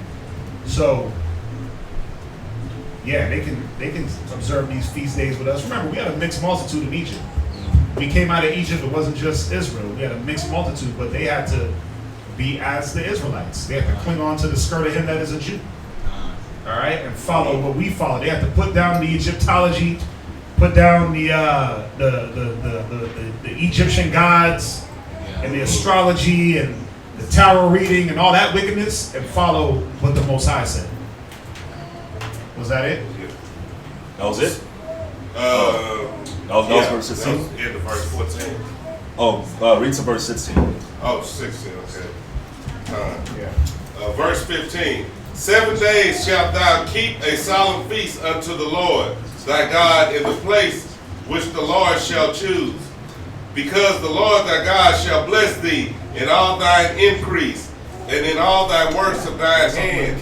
Therefore thou shalt surely rejoice. Verse 16. 3 times in a year shall all thy males appear before the Lord thy God in the place which he shall choose. In the feast of the unleavened bread, and in the feast of weeks, and in the feast of the tabernacles, and they shall not appear before the Lord empty. Fine. So that was reiterating pretty much Leviticus chapter 23. So that's how it's going to be. But this one right here, we're going to jump to Zechariah chapter 14, and we are going to start at verse 12. So this is going to be, this one right here hasn't happened yet, but it's a prophecy that's going to show how it's going to show how these nations are going to get destroyed, and then it's going to go into how, like, this ties into Isaiah chapter 2, Isaiah chapter 14, Isaiah chapter 60. But it's gonna show how these nations is going to be destroyed, and then it's going to go into how these nations, they're going to come up and they're going to have to follow this feast day. Yeah, this is talking about in the kingdom. As we read this, that these feast days don't just go away because we're in the kingdom. Go ahead, watch, read. Was that Zechariah with Zechariah chapter 14, we're going to start at verse 12. 14 and 12. All right. Zechariah chapter 14, verse 12. Go ahead. And this shall be the plague wherewith the Lord shall smite all the people that have fought against Jerusalem. So this is a prophecy right here. This is actually one of my favorite prophecies, man. It's a prophecy about when the Most High comes and destroys these people for what they did. We read it from the top? Okay, verse 12. And this shall be the plagues wherewith the Lord will smite all the people that have fought against Jerusalem. Now, question. Who has fought against Jerusalem? Jerusalem is the 12 tribes. Who has fought against the 12 tribes? The Negroes, the so-called Negroes, the so-called Jamaicans and West Indians, Haitians, all the way down to the South Americans and the Native Americans. Who has fought against this? Every other nation. Every other nation. So this is going to be the plague that's going to happen to every other nation in the future. This is the patience and This is the faith and patience of the saints, man. Read. Their flesh shall consume away while they stand upon their feet. So while you're standing upon your feet, your flesh will be burnt away. Read. And their eyes shall consume away in their hold. While you're standing on your feet, your flesh and your eyes will consume away. Read. And their tongue shall consume away in their mouth. While you're on your feet, while you're still standing, before your body hits the ground, your flesh, your eyes, and your tongue will consume away. There's only one thing on this earth that can do that. There's only one thing. You know what that is? That's thermonuclear bombs. And can I say one thing about that? That's not just the nations. Let's talk about wicked Israel too. Gone. So you 2/3, the 2/3 of Israel that fought against the 1/3. Gone. Yeah, you part of this. So it ain't just the nations. It's Israel also. Gone. Anyone that fought against Jerusalem. Go ahead. Verse 13. Yeah, man, and when you if you ever watched the documentary on Nagasaki and Hiroshima, when you it was a documentary I had watched and talked about Hiroshima and Nagasaki is where America dropped atomic bombs on these two places in Japan. Now this is the thing. An atomic bomb is different from a nuclear bomb. An atomic bomb, that's something strong. But a nuclear bomb, listen, they said that only 7 nuclear bombs can go off on the Earth, and the Earth, before the Earth is like completely destroyed. So why do they have thousands? Think about it. Why does America have thousands and China and Russia have thousands of these bombs when if just 7 goes off, according to them, the whole Earth is destroyed beyond repair? That wasn't a nuclear bomb that hit? No, that was an atomic bomb. Oh, okay. Nuclear bomb is on a whole nother scale. Like if an atomic bomb wipes out the city of Houston, a nuclear bomb wipes out Houston, Dallas, San Antonio, Austin, Texas. Yeah. Nuclear bomb is Yeah. It's a mushroom cloud. it's huge. It's the nuclear that it throws through the air. So when the atomic bomb dropped in Hiroshima, Japan, the one that dropped in Nagasaki, they were off on the navigation, so it just dropped like in like a farm area. Not a lot of people died, but Nagasaki and Hiroshima was Japan's 2 biggest cities. So they were off on their calculations. So Nagasaki didn't get hit that bad. It hit like in like a wilderness farmland part, but in Hiroshima, listen, man, these assholes, excuse my language, but they dropped that at 8 o'clock in the morning when kids were going to school, when people were going to work. They dropped it in a busy part of the day when people were outside. Yeah, they're the devil, man. So when they dropped it, those people, as soon as when they were outside, they're in that circumference of where that bomb dropped. Listen, they just saw a flash of light, and that was it. And exactly what we just read is what happened to them. Exactly what we just read. The last thing they saw was that flash of light. Their eyes burned out, their burned off, their tongue burned out, all before their bones hit the ground. So when people were going through and looking, you saw kids that were on swings, you saw the shadow of them. You saw the shadow of people walking, holding their families.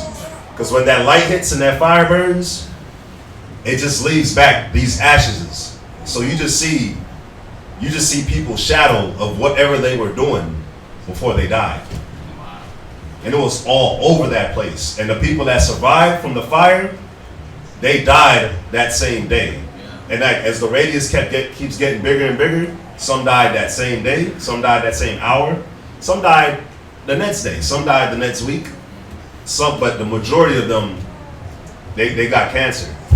Because when it's hot, when it started making black rainfall, and that rain that was falling from the smoke, from the mushroom cloud that went up, and the whole rain process happened.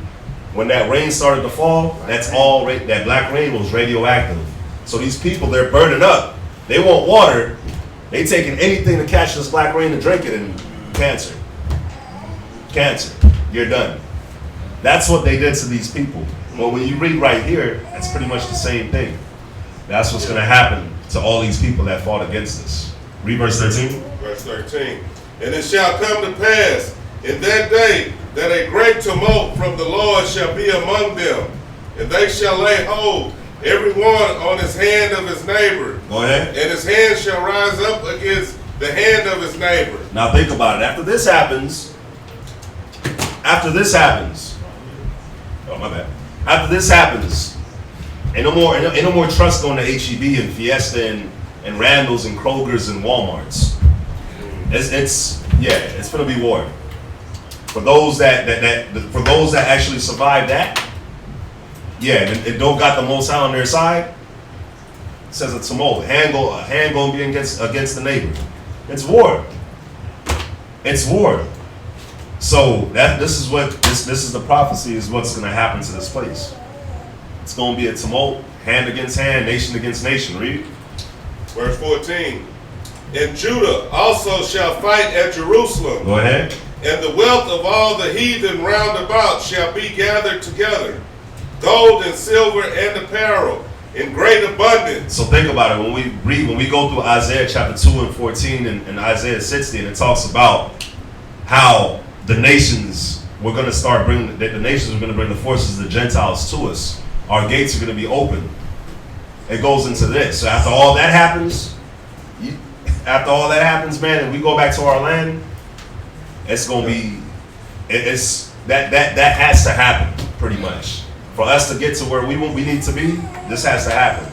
Because then everything that you see, the wealth, their gold, their silver, their apparel, our people that scattered, they're going to start bringing it to our land, man. They're going to start bringing it back. What happens to the righteous when that happens, that thermonuclear fire? That's when the chariots. Yep. You read in Isaiah 60 where it says, "Who are them like flying doves?" That's when the chariots start picking us up out of here. Fine. Yeah, it's gonna be there's a simultaneous bombs dropping and the righteous being plucked up Fine. into the chariots. So when you go to Isaiah 60, go there real quick. There's going to be a lot of different things happening simultaneously. Remember, there's going to be two fires. There's going to be the thermonuclear destruction, and there's going to be Christ and the angels blazing this place up too. So there's going to be a lot of different things happening at the same time. That's why we think we're going to be there fighting with Christ. No. There's going to be so much death and destruction around you. It says your knees are going to be like water. Your knees are going to fail. Isaiah 60 and verse 8. Isaiah chapter 60, verse 8. Right? Who are these that fly as a cloud Go ahead. and as the doves to their window? Right, that's talking about us looking at those chariots. As this destruction is going down, and we just need to do another class on it. We did one called The Beginning of the End, where we went through the whole, the beginning of the destruction, the perils. But that's what's going to be going on when them bombs are flying, man. The Most High is going to be delivering the righteous. Y'all get that? Go ahead, jump back. Fine, go ahead. Back to Zechariah chapter 14 and verse 15.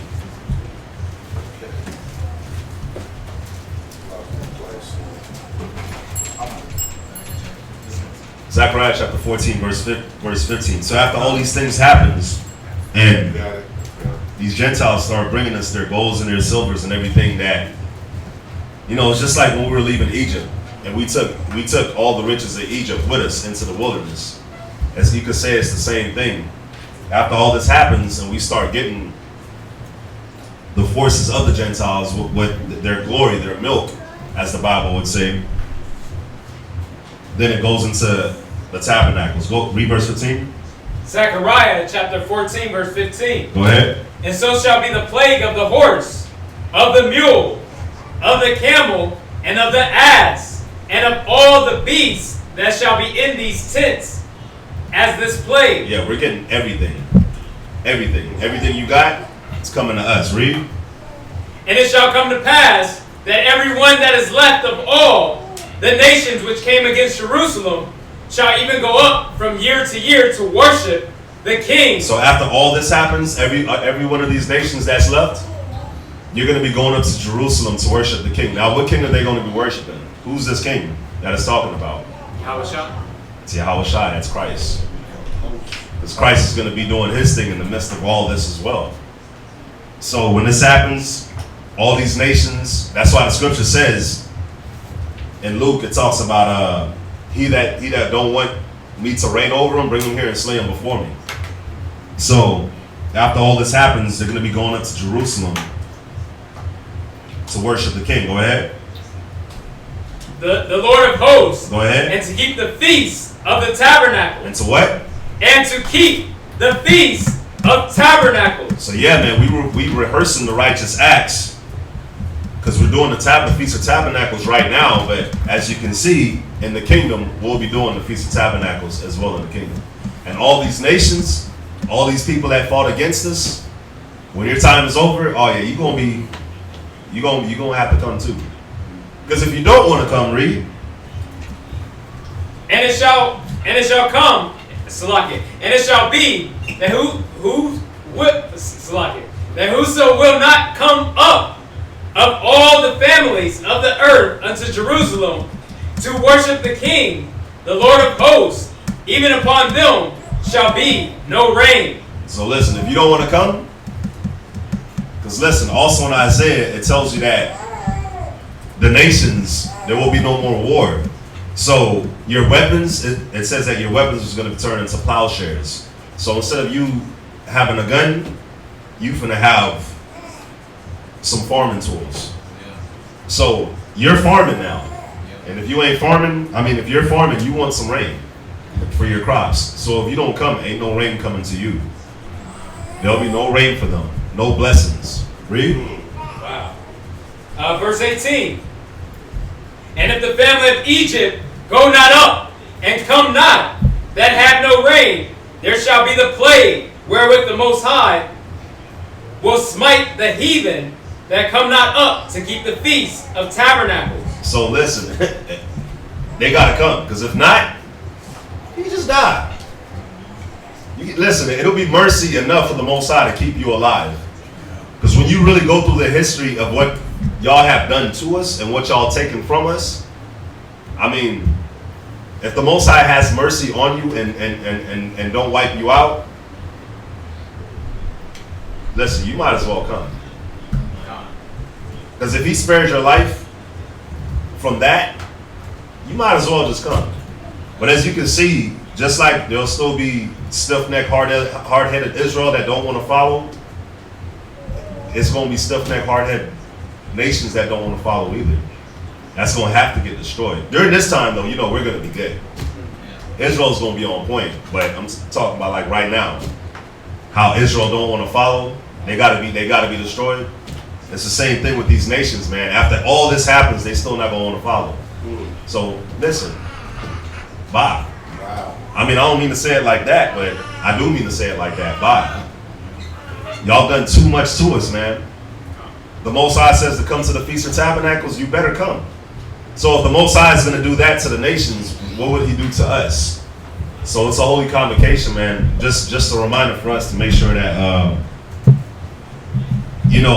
like we went over in Baruch, we went out of our way to do Christmas, to celebrate Christmas.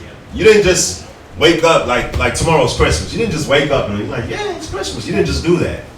When Christmas was coming, you bought your tree. You was working overtime. You got credit cards. You got all this. You got your finances planned out. So after Thanksgiving, you could eat during Thanksgiving, but you could stay up all night, all day to go stand in front of a line to get a TV and get all these Black Friday sales and whatever the case may be, so that you can have presents for your family for Christmas. You worked overtime so that you could have presents for your kids under that tree that you told that Santa Claus brought them when you worked your tail off to give it to these kids. So we got to go 10 times harder, man. This is our history, man. This is our heritage. That's right. This is us. That's them. This is us. So let's go all out. Read verse 19. This shall be the punishment of Egypt, and the punishment of all nations that come not up to keep the Feast of Tabernacles. Time. That's going to be the punishment, man. So So yeah, man, definitely get ready for the Feast of Tabernacles. It's yeah,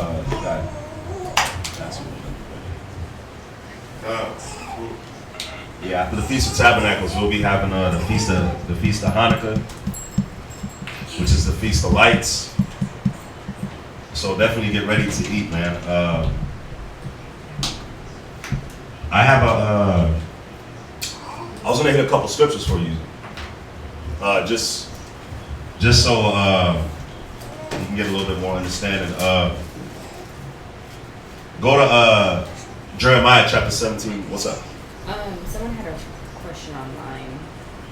It was what you're all talking about the atomic bombs and things like that. Yeah. You want me to read it?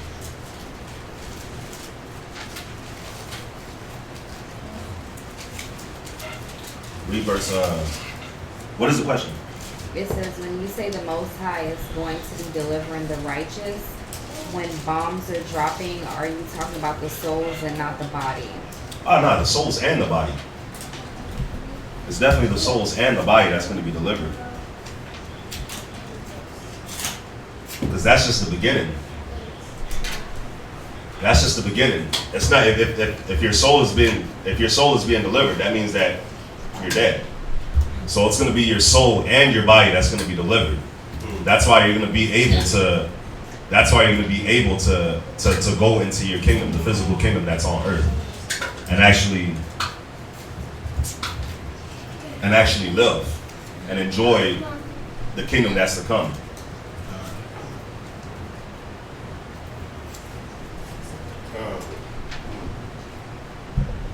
Yeah, that's one of my favorite scriptures. Go to Jeremiah chapter 17 and 4. Jeremiah chapter 17, verse 4. So this is talking about what happened to us. This is just talking about what happened to the Israelites in general. If you ever wondered, read this one. And thou, even thyself, shall discontinue from thine heritage that I gave thee. So when you think about the so-called Negroes, the West Indians, the Haitians, the Native Americans, the so-called Latinos, the whole 12 tribes of the nation of Israel, it said we were going to discontinue from the heritage that the Most High gave us. So even like we were just going over the Feast of Tabernacles, man, we discontinued from that. We discontinued from our feast days. When you ask our people, they've been going to church their whole life. If you ask them about the feast of the Bible, they don't know. They might know the Passover. That's it. That's it, man. But after the Passover, they don't know nothing else. You know what I'm saying? So we just continue from the heritage that the Most High gave us. These feast days is our heritage. The Day of Atonement, the Feast of Tabernacles that we're about to do, that's our heritage. Christmas, Halloween, Thanksgiving, Easter, that was never our heritage. A turkey and a whole bunch of pork chops, that was never our heritage, man. That was always their heritage. So we just continue from our heritage. But why? We just continue from our land, our culture, our history, our language, our dress code, our moral, civil, dietary, ceremony laws. We just continue from everything. Read. And I will cause thee to serve thine enemies in the land which thou knowest not. Who does this sound like? Who else discontinued from their heritage and served their enemies in a land that they never knew? Who else? That's us. That's us, man. And that Baruch goes so hard because we discontinued from everything that the Most High gave us. We got to seek Him sometimes more to get it back. To get it back, man, so that the next generation, they don't got to worry about this. I always tell, this is a saying I always tell my parents, man. I love saying it. Like, Christmas, the holidays that you taught us, like, it stops with me. That stops with me, man. We're coming back to our heritage. Why you gonna come for Christmas? Nah, that's not us. That was never us. So we're coming back to our own heritage. It stops with us. Go ahead.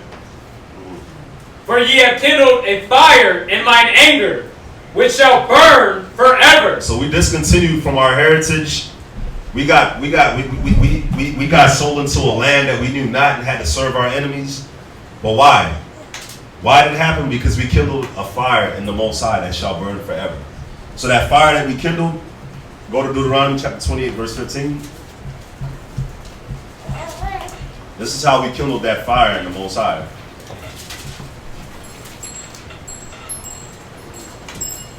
This is how we kindled the fire. Deuteronomy chapter 28, verse 15. Oh, did you go over anything? Yeah. So what we going over? Where we at? Deuteronomy chapter 28, verse 15. Verse 16? Yeah. Okay. Go ahead.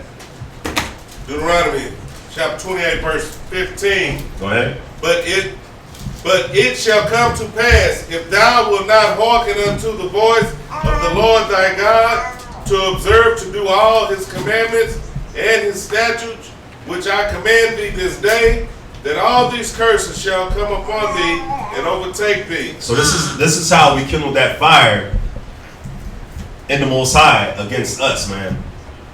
Because we didn't want to listen. We didn't want to listen to the laws, statutes, and commandments that the Most High gave us. That's what verse 15 is saying. We didn't want to hearken. But when you think about it, it says that all these curses is gonna come on us and overtake us because we didn't want to listen. Now think about what these churches teach. The commandments are done away with. The Old Testament is done away with. But this is why those same things that they're saying is done away with is why we're in the condition that we're in. All these curses that they said is done away with in the Old Testament, and all these commandments and the civil and the moral laws and the ceremonial laws and dietary laws that the Most High gave us, that they said is done away with, that's why we're in this condition that we're in right now. That's why. Read verse 16. Verse 16. Go ahead. Cursed shall thou be in the city, and cursed shall thou be in the field. So cursed you shall be in the city. Ask yourself, where does the 12 tribes reside? In the ghettos, in the projects, in the slums, in the inner cities, in the bayous, in third world countries. That's where we reside. And in these cities, what's happening? Prostitution, pimping, drugs, raping, drug dealing, you name it. All that is happening in these cities. Gang violence, shootouts. You leave your house, you can't even leave your house unlocked. If you leave your house unlocked and drive to work, you worried about it the whole day. Like, man, somebody gonna break into my house? That's not life. That's not life. In Jamaica, when I was in Jamaica, man, even though we were in the hood in Jamaica, we can leave our door open. Neighbors will look out for you. As bad as you are, yeah, probably not now. You're right, probably not now. Not anymore. But just think about it here. It's supposed to be the land of the free. Land of the free. What? You can't even leave your door unlocked and go to work. You're gonna be worried about it the whole time you're at work. If you forget to lock your car when you go inside your house, you like, let me just go outside and lock it. Inside the snow. Yes. You don't even want to leave your car running if you go. Somebody will take it, but cursed you shall be in the city. And it says, cursed you shall be in the field. The field represents the world. No matter where we go, we're cursed. No matter where we go, you're a nigga, you're a spit, you're a wetback, you're a gangster, you're a pimp, you're black. So you probably gonna steal something. You probably gonna, you gonna take my daughter? You're black. So cursed in the city, cursed in the field, which represents the world. Read. And cursed shall the fruit of thy body. Oh, read verse 17. Cursed shall thy basket and thy store. So cursed shall be thy basket and thy store. So what businesses do we have? What stores do we have? I'm not talking about taco trucks. Where's our Walmart at? Where's our H-E-B? Where's our Home Depot? Where's our Apple at? Where's our Tesla? Where's our Toyotas? Where's our... We invented everything, so where's it at? We invented everything. Cell phones, the internet, the computer, where's it at? Where's the benefit from all these things that we invented? Where's our economy? Right and fair. For everybody online, we're just going through Deuteronomy 28 briefly. We Yeah. got a new sister in class, so we're just bringing her through that. All right? I know y'all heard it before, but here's the opportunity to take good notes. For all y'all that heard Deuteronomy the 28th chapter the last couple of years, hey, it can never get old to you, man. It should never be able to get old. All right? So somebody asks you, the scriptures say, you ready to give an answer while somebody asks you about your faith. You'd be able to take up to Deuteronomy 28 and prove that we are Israel. Genesis 49, Deuteronomy 33. You should be able to take them to these scriptures and show them the answer for your faith. All right? You know, they're not supposed to get old. As a kid. You're supposed to be hearing, no matter how much I hear the Bible, no matter how much I go through Genesis, I always pick up something new year after year, time after time, not a different understanding, but something to add on to the previous. Y'all get that? So just for everybody online, we're going through just a few basics for the sister in class. Go ahead. Verse 18?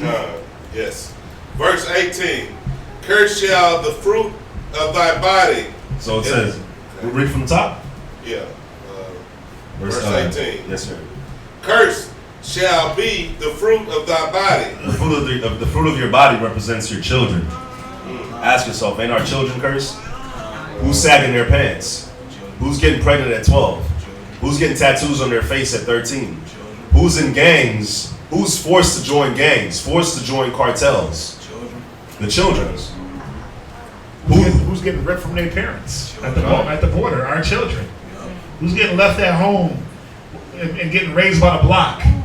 Because dad left, that's a curse. And because mom got to work 2 jobs to make up, 3 jobs to make up. Now our son's getting raised by the homeboys down the street. Now he's a drug dealer, right? Or he's a pimp, or he's getting pimped, or he's being exposed, man, or he's being exposed to sex at an early age, getting turned out spiritually. Curse be your children, man. That's happening to us. And you know another cold part too, man, is so you know when you adopt a child, you get back money on your income tax, right? Yeah. So think about it. Our people that unfortunately get caught up in the drugs, they're drug addicts, and they get their kids taken from them just from CPS, and now they're in foster homes and all that, right? These homosexuals that want to have kids, they go and adopt your child. They go and they adopt your child, so now your child is being raised by these homosexuals, but really they don't give a damn about your child, they just give a damn about the income tax, the money that they're going to get at the end of the year because they're adopting children. They're raising these adopted children. So now you think about it, 2 men are raising one of our people. Think about it, 2 women are now raising a little boy or a little girl, and from a young age, man, their mind it's bad enough that they don't got their actual parents and that they can't go to a family member, but now they got to go to that. And that's what a lot of them do, man. That's what a lot of them do. So curse is the fruit of the body, man. Curses our kids. Our children are cursed. You see it, man. You listen to this music and see it. You look at TV and see how they dressing. Just go to the mall and you'll see it. Man, go to verse 20. Okay. Verse 20. The Lord shall send upon thee cursings, vexations, and rebuke. Man, who's cursed and who's always vexed? Our people's always vexed, man. Always. It don't matter what we do, we vexed. You'll see, come on, man, are we even cordial with our neighbors anymore? We ain't even cordial with our neighbors. We used to say hi, good morning. That don't even happen no more, man.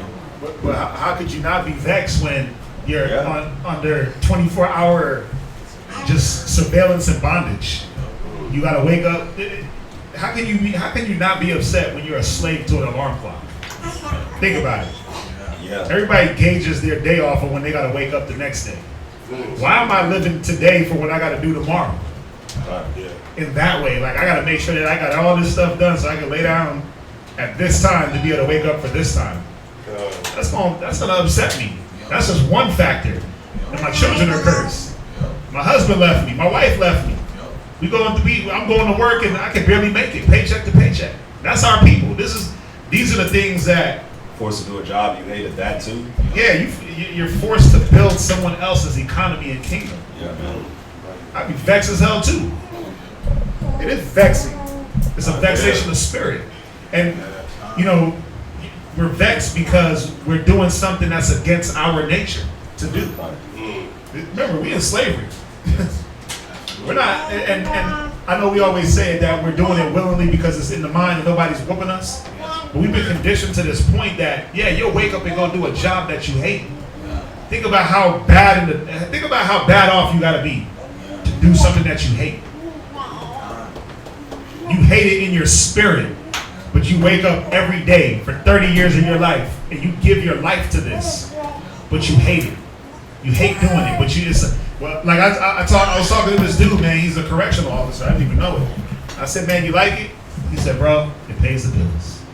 I'm like, there's a lot of things that pay the bills. You gotta be a correctional officer. I mean, damn. There's a lot of things that can pay the bills. Yeah, But that's the condition that our people have been pushed into. Everything that they got for us to do, we hate because it's the bottom of the barrel jobs. They ain't making us CEOs and COOs and presidents. They're like, go clean them floors and flip a burger and make sure there's enough salt on those fries and watch these badass inmates. They're not giving us the good jobs, man. So I'd be vexed as hell too. I'd be vexed if I had to, if I was forced to do something that I didn't want to do. You know, it's funny, man. It's funny you talk about that. I remember when I had sat out a ticket, and I was in the little I don't know, jail or whatever, and it was funny. All the workers, man, they was just pissed. I was like, why y'all so pissed? But then now that I'm in the truth, I think about it. I'm like, I can see why y'all are pissed. One, it smells like feet in here. It stinks. And two, every day you got to come to this place that stinks, that smells like feet, and all you're dealing with is messed up people. You got to do that every day. Like I could see why. You know what I'm saying? But it's a lot of our people though, man. Think about it. You work in fast food, you forget the cheese. People don't come to you like, oh man, you forgot the cheese on the burger. Yeah. People come to you like, bro, every time you forget the cheese, every time. They come at you like that. And it's like, it's just vexing, man. So, yeah, man. Where we at? What verse? Verse 20. Go to verse 20. Go to verse 29. read verse 23. Okay, verse 23. And thy heaven that is over thy head shall be brass. Right? And the earth that is under the feet be iron. Yeah, man. Meaning, you're not getting that rain. You're not getting that blessing. And there's nothing going to be growing. Right? Another way you can look at it, a brother once eloquently brought out, that's our people getting locked up in that, what is it, a 6x10? That 6x10 cell, well, it's just iron and brass, man, that box. But remember, if the heaven is shut up, there's no rain. If the earth is shut up, there's no crop coming up. So what is it showing? We got no economy. There's no blessings truly coming to our people. Not like the ones that claim that they're Jews, right? They get reparations for something that didn't even happen. They get reparations for a Holocaust that didn't even happen. Y'all know that, right? They got birthright laws where they can fly to Jerusalem once a year for free. They can get free tuition. They can go get free health care. Where's our free health care? We got to go all the way to Canada? Come on, man. Think about it. Jump down. And just on that point too, man, they got our people that really pity them for them concentration camps, and they don't pity. They don't even pity.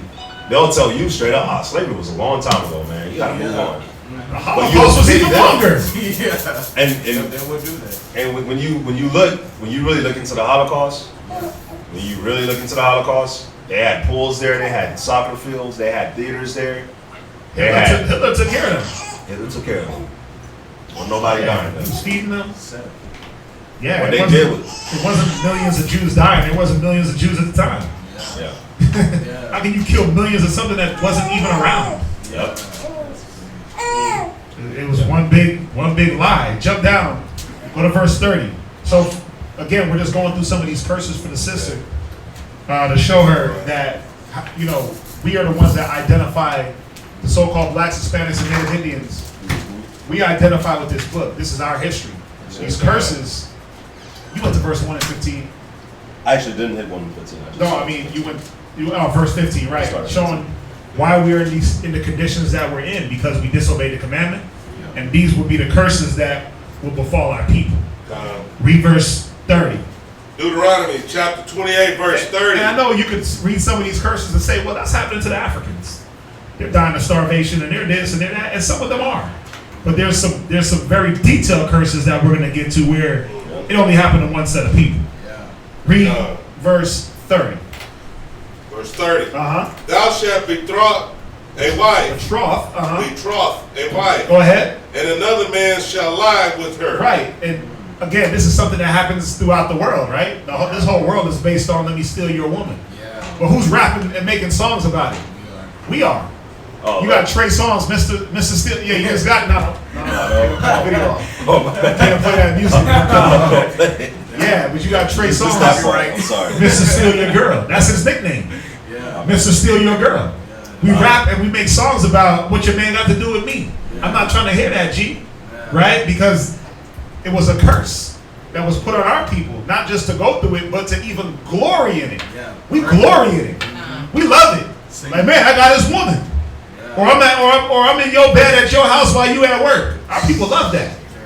That's all we rap. Like, listen, from reggae music, we rap. We that's in the reggae, right? That's big time in reggae. That's big time in R&B, and niggas is rapping about it. Yeah, absolutely. And then you got our people singing the blues about it, right? Because he lost his woman. But that's what it is. Go ahead, read on.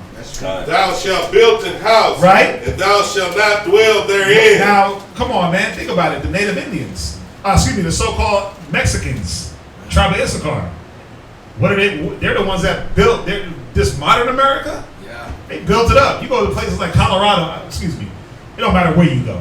Yeah, Issachar is there working. The so-called Mexicans. It's a lot. Issachar and Zebulon. Yeah, 9.5. But they're building all these houses, but then they go to their little one-room shacks, man. They go to their little motel-style houses, but they're building up mansions. We built the White House, and you know the little house you see on the back of the nickel. Everybody thinks it's the White House, the little slave plantations. We built those. We built all the Ivy League colleges. These were things that we built. Stanford, Harvard. What's the other one? Stanford, Harvard. What's the other ones, man? Yale, Princeton. Yeah. We built these colleges. Oxford. We built these colleges, but there was a time when a black man couldn't set foot in those colleges to learn. They just started letting us in. But those colleges were built for slave owners' sons to learn how to keep slaves. Yeah. The banking system, the same thing. We built those things on our back physically. Our blood, our sweat, our tears. So it tells you, you're going to build a house, but you're not going to dwell in it. Go ahead. Thou shalt plant a vineyard, right? And shalt not gather the grapes thereof. And even if we are gathering the grapes, the vineyard ain't ours. Think about how many of our people are down in them sugar plantations down in Florida. The cabbage, the strawberries, the beets. It's a lot of Mexicans, man. Our so-called Mexicans that are down there farming all those lands, and what are we getting? Nothing. Bro, they probably can't even eat it, because when I was working at the HEB distribution center, listen, man, if they caught you eating one of those millions of apples that came out, or you pluck the grape off, if they caught you, no, you was fired, and they probably took you up on charges. All that, bro. If they caught you with one of those apples, one of those grapes, half that stuff is rotting. Bro, you see, these are the curses. Yeah, man. This is what our people fall under. 32. From there, jump to verse 32. Verse 32. Thy sons and thy daughters shall be given unto another people. Right. And thine eyes shall. And that's what happened during slavery. Yeah. That's what happened through all of our captivities. But if you want to go to this American slavery, we would have children, and what would they do? They would take them and put them in the house. Look at Nat Turner. When you watch about and read about Nat Turner. That's how he learned how to read. They pulled him out of his parents' house on the plantation and put him in the house for him to be a house Negro. And what can we do about it? Nothing. Even when you betroth a wife and another man shall lie with her. During slavery, we got married. We did that. We betrothed a woman, but guess what? The slave master would have a little party, and your woman would be the bed wench for all the other plantation owners that came by and wanted to have a nice young black woman to sleep with. It'd be your wife. It'd be your betrothed. But the problem is we carry these curses over until now where we glory. We glory in this, man. We glory in not being there for our children. So who's taking your kids? CPS. But even CPS getting caught up in sex trafficking. Y'all know that, right? They're sex trafficking children. Yeah. We got, yeah. The same ones that are taking your children are turning them into sex slaves, man. Go ahead, read on. And fail with longing for them. Right? Y'all seen the color purple, right? Y'all didn't see the color purple with Celie? Took her kids, she didn't see them until they was grown. Took her kids at birth, if I'm not mistaken. It's been a minute. Color Purple with Oprah. She was going through and showing what was going on with slavery. Her own slave master was, first of all, black. It was Danny Glover. He was raping her, getting her pregnant, and then slanging the kids off, selling the kids. Then the kids would come back. The kids were able to come back when they were older to see their mom. But she didn't get to see them until they were almost in their 20s. All she could do was grope and long to see them. But that was happening, that was one instance, that was happening throughout all of Southern America, all through the Caribbeans, all these slave plantations, all through all our captivities. They were taking our children. You know, I forgot, this might have been you, Jermaine, that told me another example of that too, with them taking our children is, we was just talking about it earlier. Think about all the kids. Think about all the kids that's in jail right now over weed. But it's legal now. Yeah. That's doing years. Yeah. Years over weed. The juvenile system is filled with blacks and Hispanics. Yeah, man. Down at the border, they taking all them kids from Guatemala and Panama that were trying to come up. All them kids are getting taken from their parents. So these curses are, I mean, ask me who else this is happening to on a mass scale. Getting their kids taken from them. On a mass scale as a nation. It's not happening to white folk. It's not happening to nobody over there in Europe. It ain't happening to the Africans. They dying over there with their kids. They all dying of hunger over there with their kids. You see that? But our kids are literally being snatched. Now, if you go on Facebook, all you see is Amber Alert, abduction, this. And it'd be like pretty little Issacharites and pretty little Puerto Rican girls and pretty little black girls. Right? With grown teenage women getting taken, getting kidnapped. And they're saying what? For their organs. Because it's a real thing. Nobody's talking about it though. Why? Because it's not to be talked about. It's a curse. This is what was going to happen to us if we disobeyed. From there, jump to, did you finish that verse? No. Finish it up. And there shall be no might in thine hand. Right, and there's nothing that we can do about it. What you going to do? What you going to do when CPS rolls up and takes your kids because somebody called it in? Quote unquote, called it in. What you going to do? Nothing. What are you going to do when you got to give your kids to the school system? Nothing. Just give them on over. Because it's a constant cycle of work, homeschool. I got to go to work. You got to go to school. We'll meet up at home. But by that time, they already got your kid's mind. You see that? Jump down to verse 37. Verse 37. And thou shalt become an astonishment. Thou should become a what? An astonishment. Go ahead. A proverb. A what? A proverb. Read. And a byword. Yeah, there's many different ways to say nigga. There's the word nigga in every language. Spick, spoon, spick, spook, coon, porch monkey, you ghetto, right? These are proverbs and bywords that we're the only nation that changes their nationality every 10 years, man. Every 10 years, we known as something else. If it wasn't colored, then it was Negro. If it wasn't Negro, it was Afro-American. If it wasn't African-American, you were a minority. If you're in a minority, you're colored again. And then you're Afro-Asiatic, super eccentric. You a 5%er. You a Muslim now. Right? We're the only ones that pick up and adopt these different proverbs of names and bywords of names. Yeah. They're not calling the white man anything else but the white man. Right? Chinese is known as Chinese. Japanese known as Japanese. Right? But if you want to get derogatory, we call them all chinks. I don't do that, but as a byword, but they're all known, you know, but y'all get my point. Absolutely. Issachar, you know, the Mexicans, the people that are south of the border. Yeah. What we call them? Beaners, wetbacks, border jumpers, right? You know, bean eaters, beaners. We all got, they put these bywords on us. Yeah. Because again, that's what the scriptures say would happen. Go ahead, read on. Among all nations. Oh, and this is known amongst, it don't matter where a black man goes in this world, he's known as a nigga. Yeah. There is you go to Africa, they call you a nigga. They call you a kata. Yeah.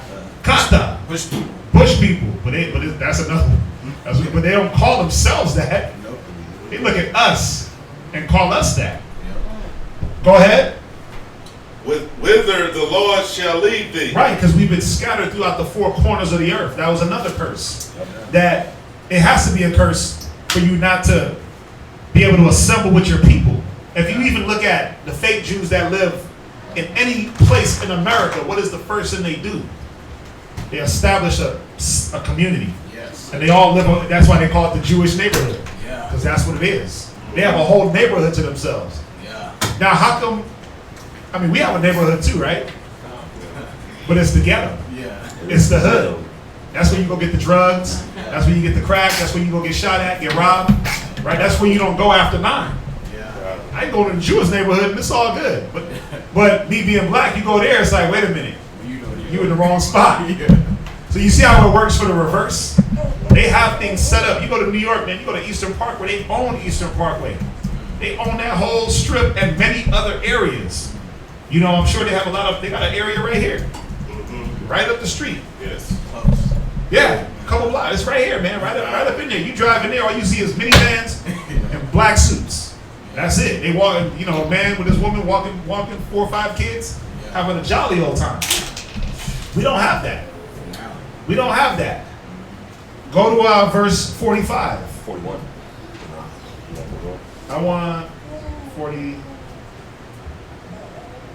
No, that's fine. Go to verse 45. The 45. sister can always go back through and read. Moreover, Go ahead. all these curses shall come upon thee, Read. and shall pursue thee. Right, and this is the thing where we think, well, I'm gonna go move to the tropics. I'm gonna go move to a tropical island and just live off the land, or I'm gonna move here, or I'm gonna go live amongst white people. It don't matter where you go. The Bible said that the curses were gonna pursue us, and they have. Because you go to the white neighborhood, and what are they doing? They calling the cops on you because they don't believe that you belong there. They're like, why you in my pool? Why you barbecuing over here? Why you show me your credentials for living over here? Who do you know over here? Yeah, who do you know over here? You don't belong in this apartment. It's too good for you. So we try to run amongst them and they ostracize us. We are amongst our people, they kill us. So it doesn't, no matter, you can go to a whole other country. Think about it. We're going through these curses in the islands of Jamaica, Haiti, South America, Trinidad. We're also going through these curses over in Africa and Europe. We still got brothers and sisters in Africa, in Europe, in India, that are pushed into corners because of their nationality, and because we can't run from these curses. Go ahead, read on. And overtake thee, Right? till thou be destroyed. Till thou be what? Destroyed. And we are destroyed. Somebody else give me Hosea 4 and verse 6. Read on. Because thou hearkenest not unto the voice of the Lord thy God, Go ahead. to keep his commandments Read. and his statutes, which he commanded thee. Right, so what are we destroyed from? Hosea chapter 4 and verse 6. Hosea chapter 4 verse 6. Read. My people are destroyed for a lack of knowledge. Right, so that's why we're destroyed. So no matter where we go, we eat pork, we're dying. No matter where we go, we commit adultery, we're dying. No matter where we go, we want to be homosexuals, we're dying. Because of that lack of knowledge. Read. Because thou hast rejected knowledge. Because we rejected what? Knowledge. Come on. I will also reject thee. And that's why the Most High has rejected the nation. But we're slowly coming back to the knowledge. Go ahead. That thou shalt be no priest to me. Right, so now you're just a body. Now you're just a man getting shot in the street. You're no longer that royalty. You're no longer that upper echelon man. Now you're just something to get pulled out the car, shot at, and laughed at. Now you're a proverb and a byword. You ain't a priest, which is what we were ordained to be. You can write down Jeremiah chapter 1 verse 5. We were ordained to be princes and kings, but he said since we rejected him, he's gonna reject us. And not just us, but go ahead and read on.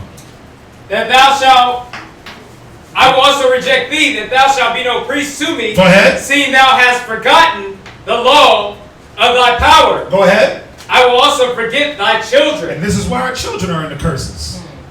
And it's going to keep happening generation after generation after generation after generation until we start to teach our children. These are us men, teach ourselves, teach our families, teach our children to follow the Most High. Jump back to Deuteronomy. Deuteronomy 28:47. 46. Deuteronomy 46. chapter 28, verse 46. Go ahead. And they shall be upon thee for a sign and for a wonder. Man, how come God got the black man in the ghetto? Why, God? Why us? How come we're always at the bottom of the barrel? It said it's going to be on us for a sign and for a wonder. You ever wonder why we in the hoods? Well, the Most High said you would wonder why. Why is the black man in the ghetto in the slums? Why is the Hispanics in the ghettos in the slums? But they're the children of God, right? But that's how you know. You sit here and wonder, like, why us? How come we born into these conditions? But he said it would happen. It would be for a sign and for a wonder. These curses are for a sign to show you who you are. Well, you're going to sit here and wonder why. Well, we're going through why. Go ahead. And upon thy seed forever. Go ahead. Because thou servest not the Lord thy God with joyfulness and with gladness of heart. Because we weren't glad and happy at the things that the Most High did for us. Go ahead. For the abundance of all things. Go ahead. Therefore shalt thou serve thine enemies, which the Lord shall send against thee. Wait, who sent them? The Lord. Right, so all our enemies. So you wonder why we were put into slavery? Well, the Most High sent them to put us in slavery because of our disobedience. You wonder why all the things happened in the ghettos and the slums, and why Chicago is just a war zone, and why everywhere where a black man lays his head, it's just death and destruction. Well, because the Most High is letting it happen because of our disobedience, but it's for a sign for us to wake up. It's not for us to be completely wiped out. It's for a sign for our people to wake up and say, you know what? Let me get out of this condition. Go ahead. In hunger. In what? In hunger. So now we got to go to every other nation for our food. So guess what they get to feed you? When you go to the Chinese food, they get to feed you dog. When you go to Fiesta, they get to feed you whatever they feel is edible. When you go to the Indian restaurant, they get to feed you something weird you never heard of. You got to go to all these. We can't go to a store and match it up with Leviticus the 11th chapter and it be lawful. Because what do they sell in the store? They sell swine, they sell shrimp, crab, lobster. So we go to our oppressors for our diet. Just like in slavery. What do they feed us? The pig, right? But the worst parts. So he said, since you didn't want me to provide for you, I'm going to let your oppressor provide for you. So in hunger, what else? And in thirst. And in thirst. So we're going to make sure that there's a liquor store in every one of your hoods. That's going to be the first thing open at 9 p.m. or 9 a.m. From 9 to 9, they're going to be open. They're going to open before the grocery store opens. Right? Go ahead. And in nakedness. And in what? Nakedness. Yeah, because who's dressing our people? They are. Yeah. So they get to put our little girls, 12, 7, 8, 9 years old, in spandex and cut-off shorts, in strapless bras and in mesh tops. Right? They get to dress our children. Because you didn't want to do it. You didn't want me to give you the dress code. You didn't want to abide by being modest. So guess what? Now your kids get to walk around like whores.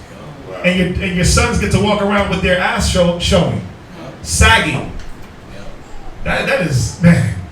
Come on, man. It's terrible. You sagging all the way down to the point where this is down to your kneecaps, the pants. Come on, man. Yeah. Man, you got to see how they. You know what's wild? Like, I don't watch BET Awards and all that. But remember the whole scandal with Gucci?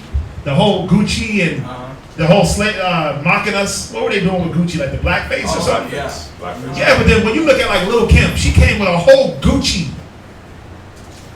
wardrobe. Yeah. Used the baby. He came Gucci'd out. Oh, really? These cats be Gucci. Yeah, but 6 months ago, niggas was banning Gucci. Right. We were banning Gucci. But then now you come with, like, I'm talking about everything she had on was Gucci. Everything he had on was Gucci. The hat, the pants, the this, the cane. Like, damn. They mock us, man, because they're like, you know what? You gonna buy this because this is what's hot. We could mock y'all all we want. Black face, big lips, nigga this, nigga that. But guess what? You gonna buy some Gucci. You gonna go see Dapper Don.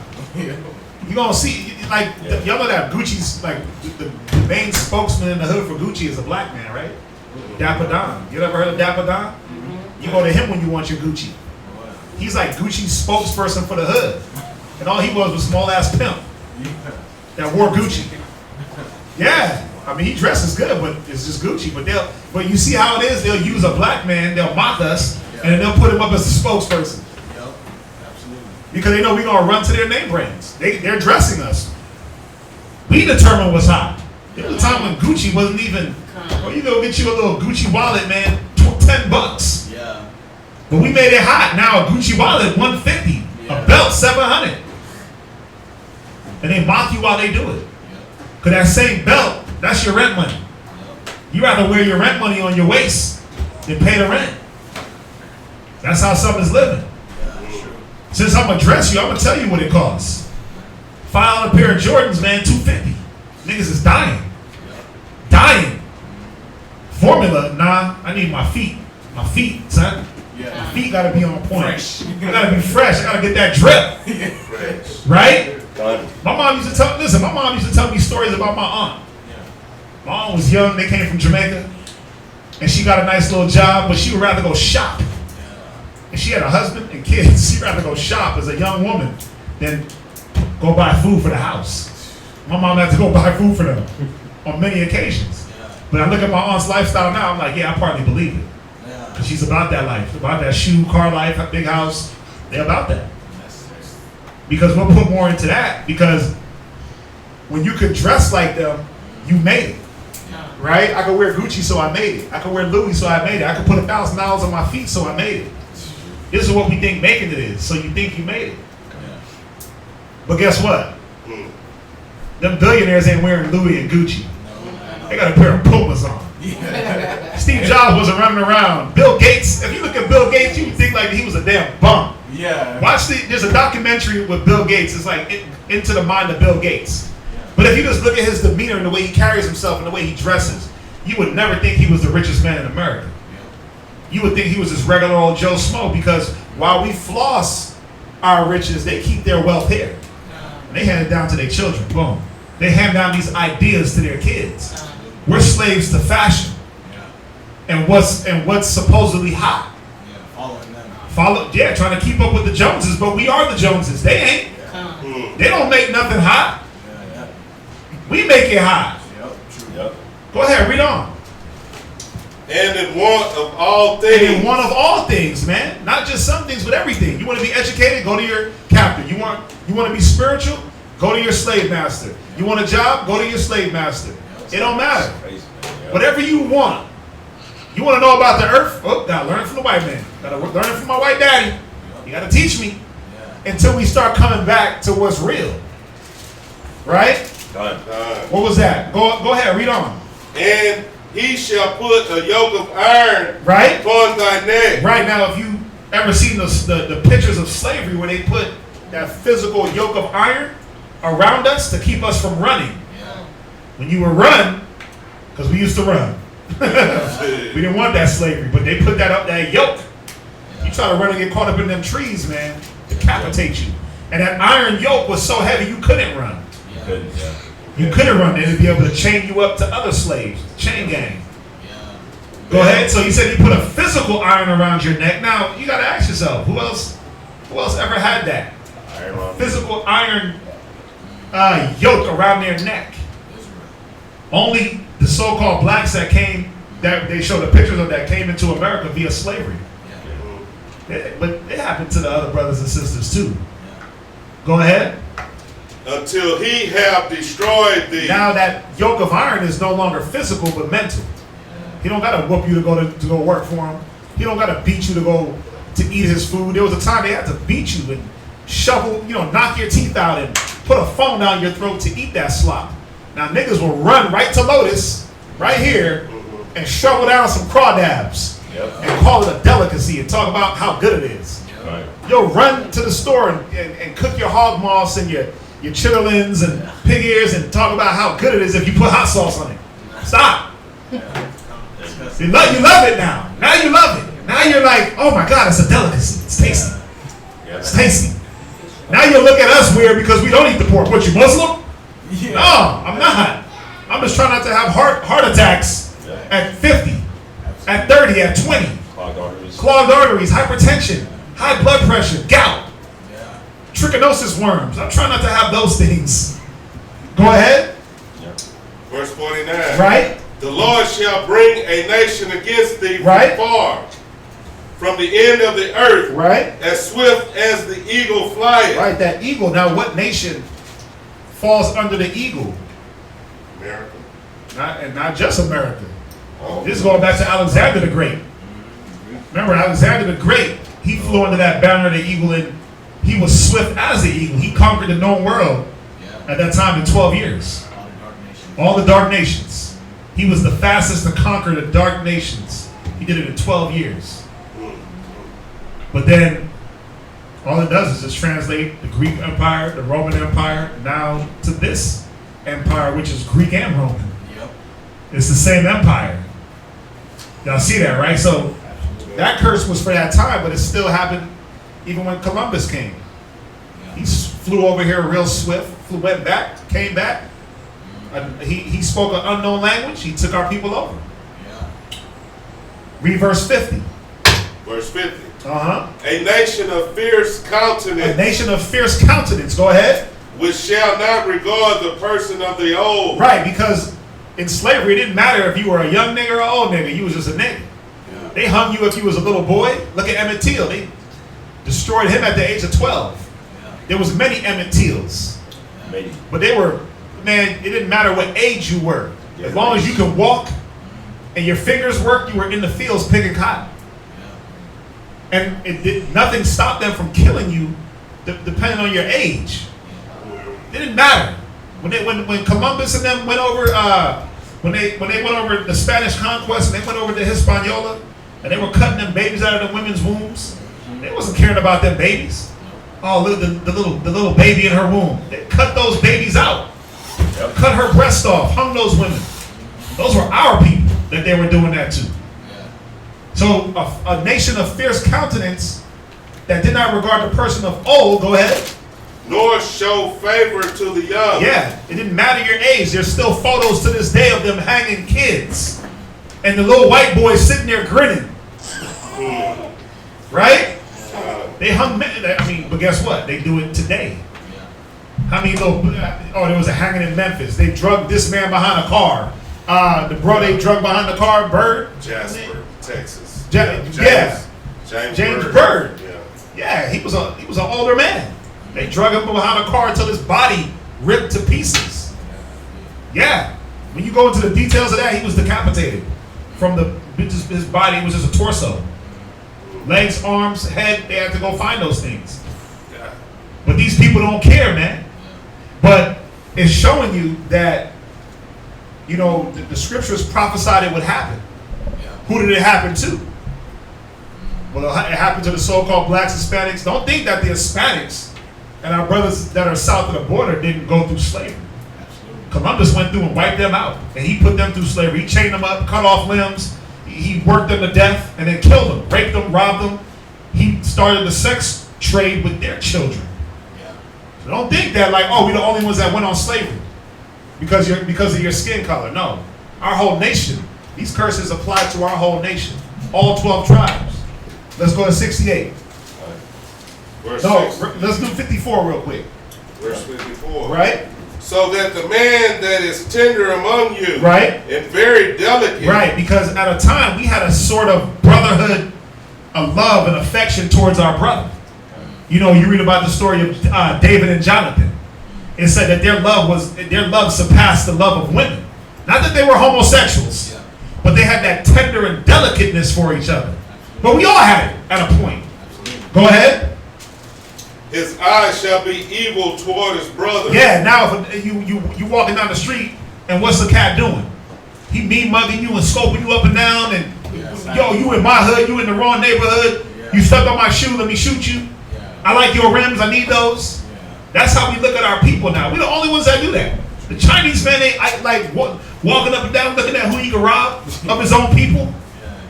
The white man ain't doing that. He ain't going through the street looking at who he could, like, man, I hate that nigga all of a sudden. They look out for theirs. We're the only ones that don't look out for each other. We're the only ones that you in the wrong hood.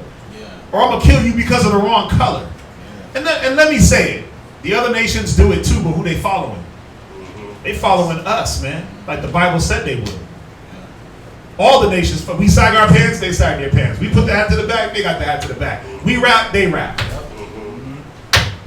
That's it. They following us. Go ahead. And toward the wife of his bosom. Go ahead. And toward the remnant of his children, which he shall lead. Which he shall do what? He shall lead. Yeah, because there's more single parent households, absent fathers in the black and Hispanic community and Native Indian community than any other community. The white man raised his kids. Why? Because he wants generational wealth. Right? I want to be there for little Timmy. I want to make sure little Billy has a great upbringing.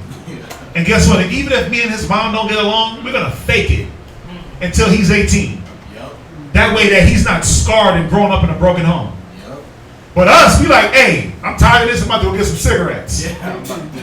Dad been getting cigarettes for like 6 years. Like, I ain't seen him in a minute. Where'd Dad go? Dad dipped off because of that evil eye towards our family that we developed through all and it comes from a lot of different things, man. It comes from the pressures of this world, trying to keep up with this world, and then being the enemy, and having to be the provider, and having to be the head. And then you got the white man just beating you down, and this nation beating you down, and then your woman, she's beating you down. So it's like, damn, what is a man supposed to do?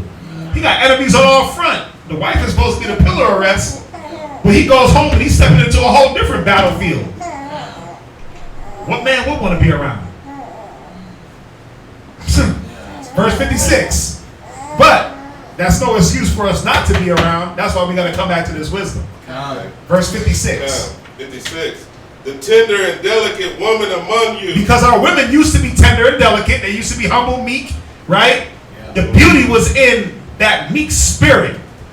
Not how fat her booty was and the size of her breasts and her hair and all that stuff.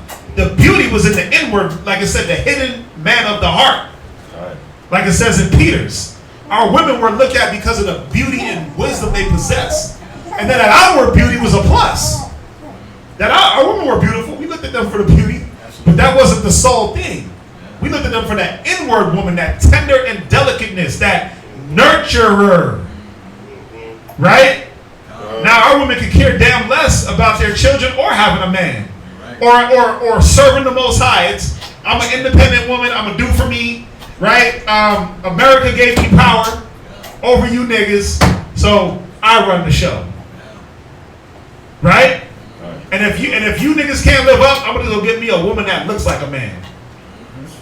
You see that? But our women used to be tender and delicate. Let's see how tender and delicate. Read on. Which would not adventure to set the sole of her foot upon the ground for delicateness. Man, we used to carry our women like royalty. Go ahead. And tenderness.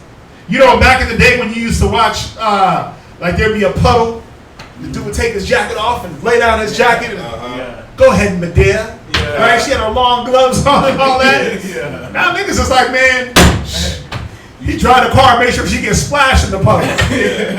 Because why, man? It's like the brute beastiness between our men and our women. It's like there's no love. Like they say, chivalry is dead. Yes. Yeah, it is, man. Ain't no man trying to hold no car, no door open for no woman that's ungrateful. Yeah. It's like, well, I'm gonna hold the door. I pay the rent. I do this. I do that. And you still looking at the next nigga that cheat on me with. So that love that we had, that tenderness, that delicateness, that brotherly love, that sisterly love that we had first before we were husband and wife and all that stuff, that's gone. Our people are, man, we're animals towards each other. God, bro. Go ahead.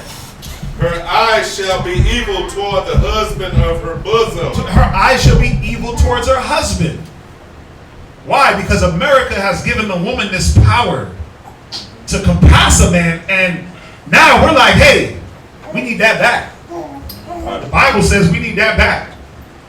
And y'all like, no, I ain't giving you that. The power? Nah, I run this. I don't want no nigga telling me what to do. You're not gonna, the only man that can tell me what to do is my boss. And you ain't him. But the Bible said, well, you ain't Christ. Oh, I love that one. You ain't Christ. Con, you're right. But what does the Bible say? What does the scripture say? Whatsoever you do it wholeheartedly unto the Most High and not unto men. So even though I'm not Christ himself, you better do the things unto me as if I was. Because that's what the woman should do. But the women these days, especially in this society, is not thinking like that. They're thinking about chasing the bag, how to be strippers, how to get money, how to profit off of every little thing. I'm gonna have kids because that's a bigger tax return. I'm gonna have kids by him. I divorce him, so that's alimony. So I'm just racking in the dough. How do I live easy? And I'm gonna get welfare on top of that. That's what our women are on. That tender and delicateness, that nurturing spirit to be there for her man and be his support. Be that pillar of rest, that tower against death. Now she is the tower of death. Now she is the death. Because she's sucking the life force out of him. It's bad enough we gotta go war with America. Then we gotta go war at home, man. But on the vice versa too, man. You got women out there that are trying. And they got disgruntled, hard-headed, drug-dealing, crackhead niggas that they're with. Crackhead baby daddies. Men that don't want to come to wisdom. And what are they doing to that woman? Destroying her. Because she loves him. But he's destroying her spirit. So it's a vice versa. It ain't just the woman, it's the man too. A lot of hard-headed bros out there, man, that got good women that are trying to come to the knowledge, and all you want to do, you want to just sell drugs. You want to play video games and watch BET Awards. Spend the rent money on Aaliyah. Spend the rent money on Jordans. Not be responsible. Jump down to verse 64. Verse 64. And the Lord shall scatter thee among all people. Go ahead. From the one end of the earth even unto the other. And that's what's happened to our people. We've been scattered. No matter where you go on this earth, there's an Israelite that's there. There's a so-called black, Hispanic, or Native Indian man everywhere on this earth. Scattered amongst people. Not knowing who he is. That's the problem. It wasn't just I'm going to scatter you. Now you ain't going to know who you are. You're going to think that you're American. You're going to think that you're Vietnamese. You're going to think that you're Chinese. You're going to act like you Japanese, Egyptian. Go ahead. And there thou shalt serve other gods. Right, because it's a curse to not know who you are. It's a curse to not know who your God is. The nations got their gods, but you know what's sad? We serve the gods of the nations. We don't serve the God of Abraham, Isaac, and Jacob as a people. The majority of our people are Christians and Muslims, right? Leaking over into Buddhism, and Rastafarianism, right? We want to. Why? Because there's no rules in those religions. There's no accountability. We don't want to be held accountable. I can smoke. If I'm a Rasta, I can smoke all the weed, right? Just be high, talking about, hey man. If I'm a Christian, the Bible don't even apply to me no more. I can take the whole Bible. I got grace. I got grace. So listen, none of that matters. I got faith and I got grace, so I ain't got to do no works. That's true. Right? And that falls for every category of Christian. Catholicism, That's another one. Just a few Hail Marys, confess to the Father, and I can go back and do the same things over and over and over and over. As long as I do my Hail Marys and Father, I've sinned. Y'all see Islam? Come on, man. Listen, that's a whole nother bag of, oh man, that's a Pandora's box of foolishness that our people are into, where the real Muslims don't even recognize our people as Muslims. They don't even recognize you as a Muslim. Why are you chasing their religion? Leave that religion to the Arabics. That's theirs. That's their God. Let them serve Allah. Let them pray to the stone. Like the Bible said. Watch, read. Which neither thou nor thy fathers have known. Go ahead. Even wood and stone. Right. That wood and that stone, that Christianity and that Islam. They pray to that Kaaba stone in Mecca. And we, as a people, Christianity, what you worship, that cross, that wooden cross. But our people, again, it's a mockery, because if somebody shot my family member with a Uzi, I'm not going to wear a Uzi around my neck. I'm not. But why do our people wear a cross? Oh, it represents Christ. Well, represent Christ, be doers of the word and not hearers only, deceiving your own selves. Jump to verse 68. And we're jumping for time. Usually we close up at 9, sis. But we know you're new and, just going through it.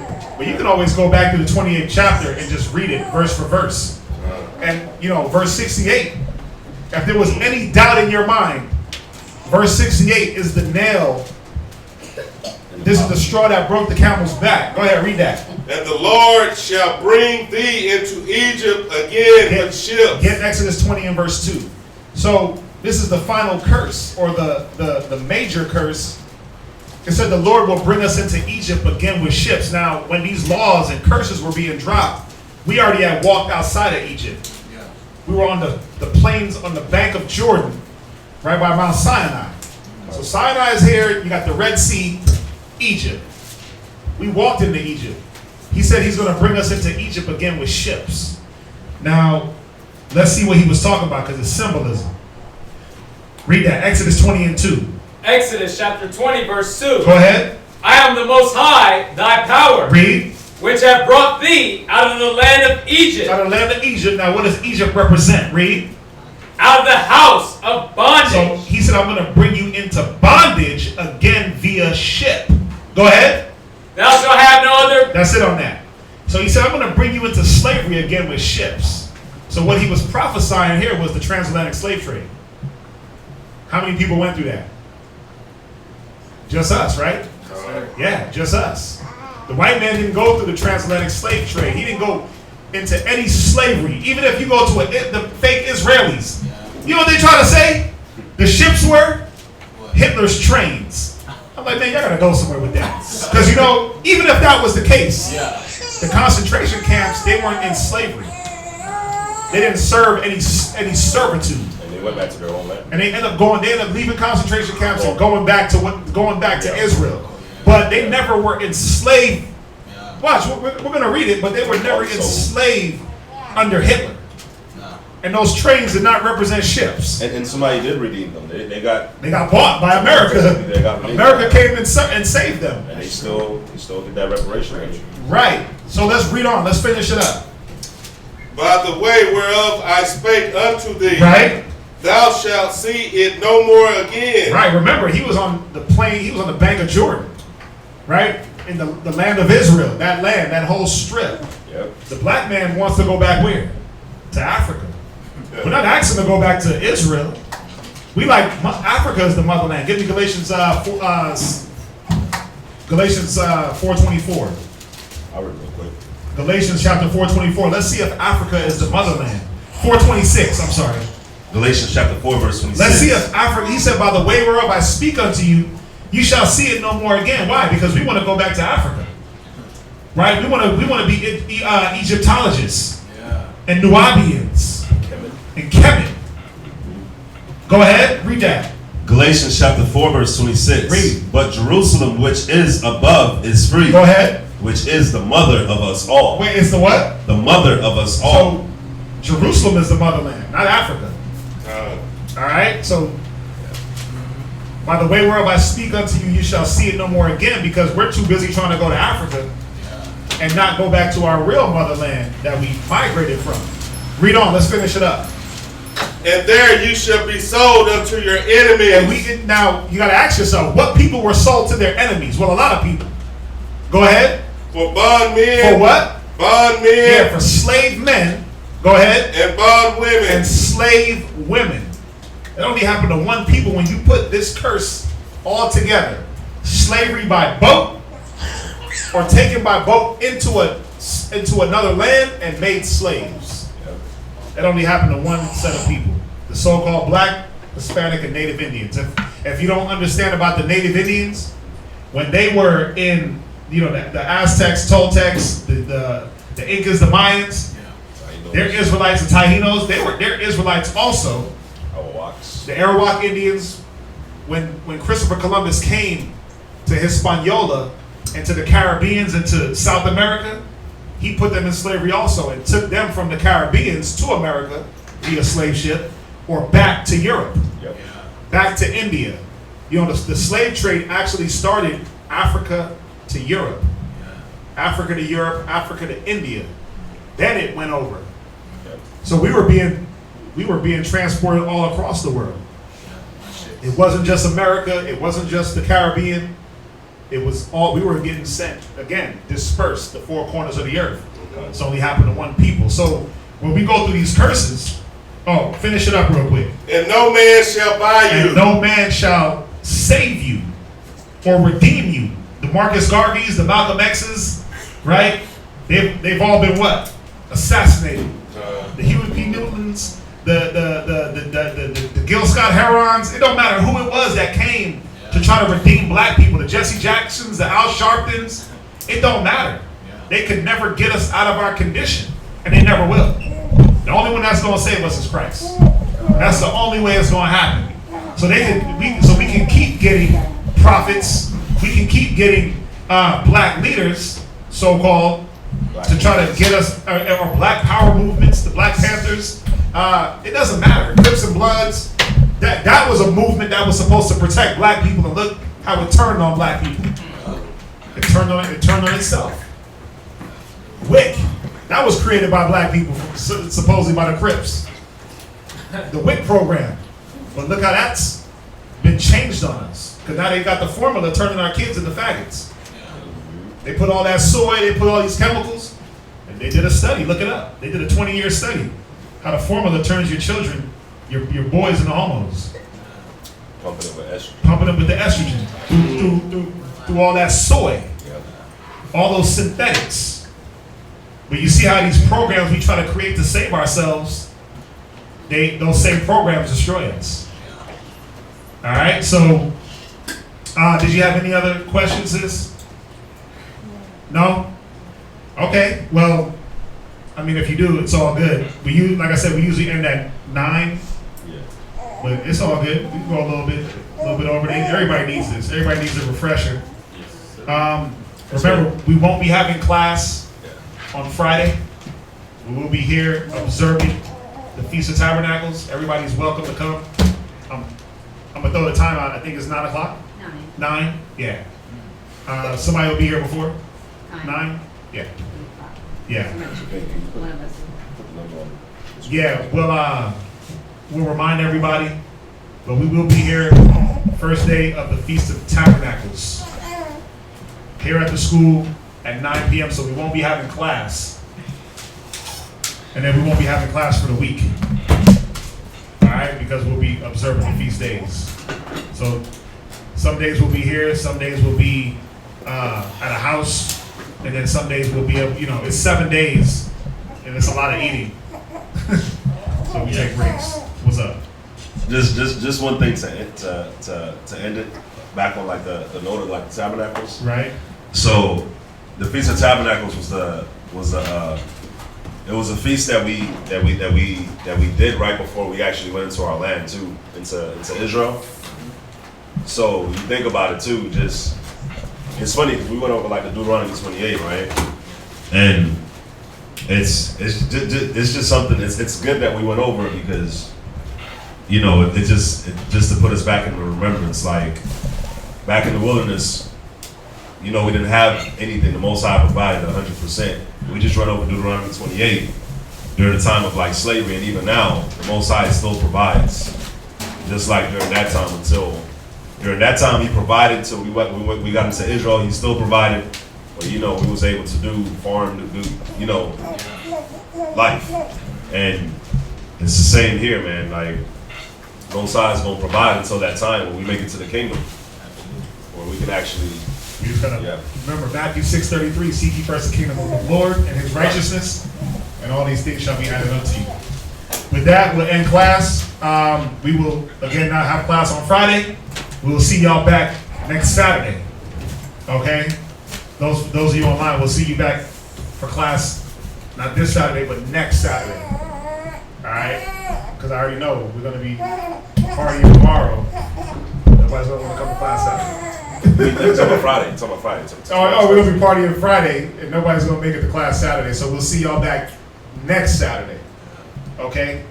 All right. So if that's it, let's salute them online. Let's say shalom. Shalom. Shalom. We'll see y'all in a week. Shalom. My rock. The Most High is my rock. In the name of Messiah, the Most High is my rock. The Most High is my rock. The Most High is my rock. Yeah.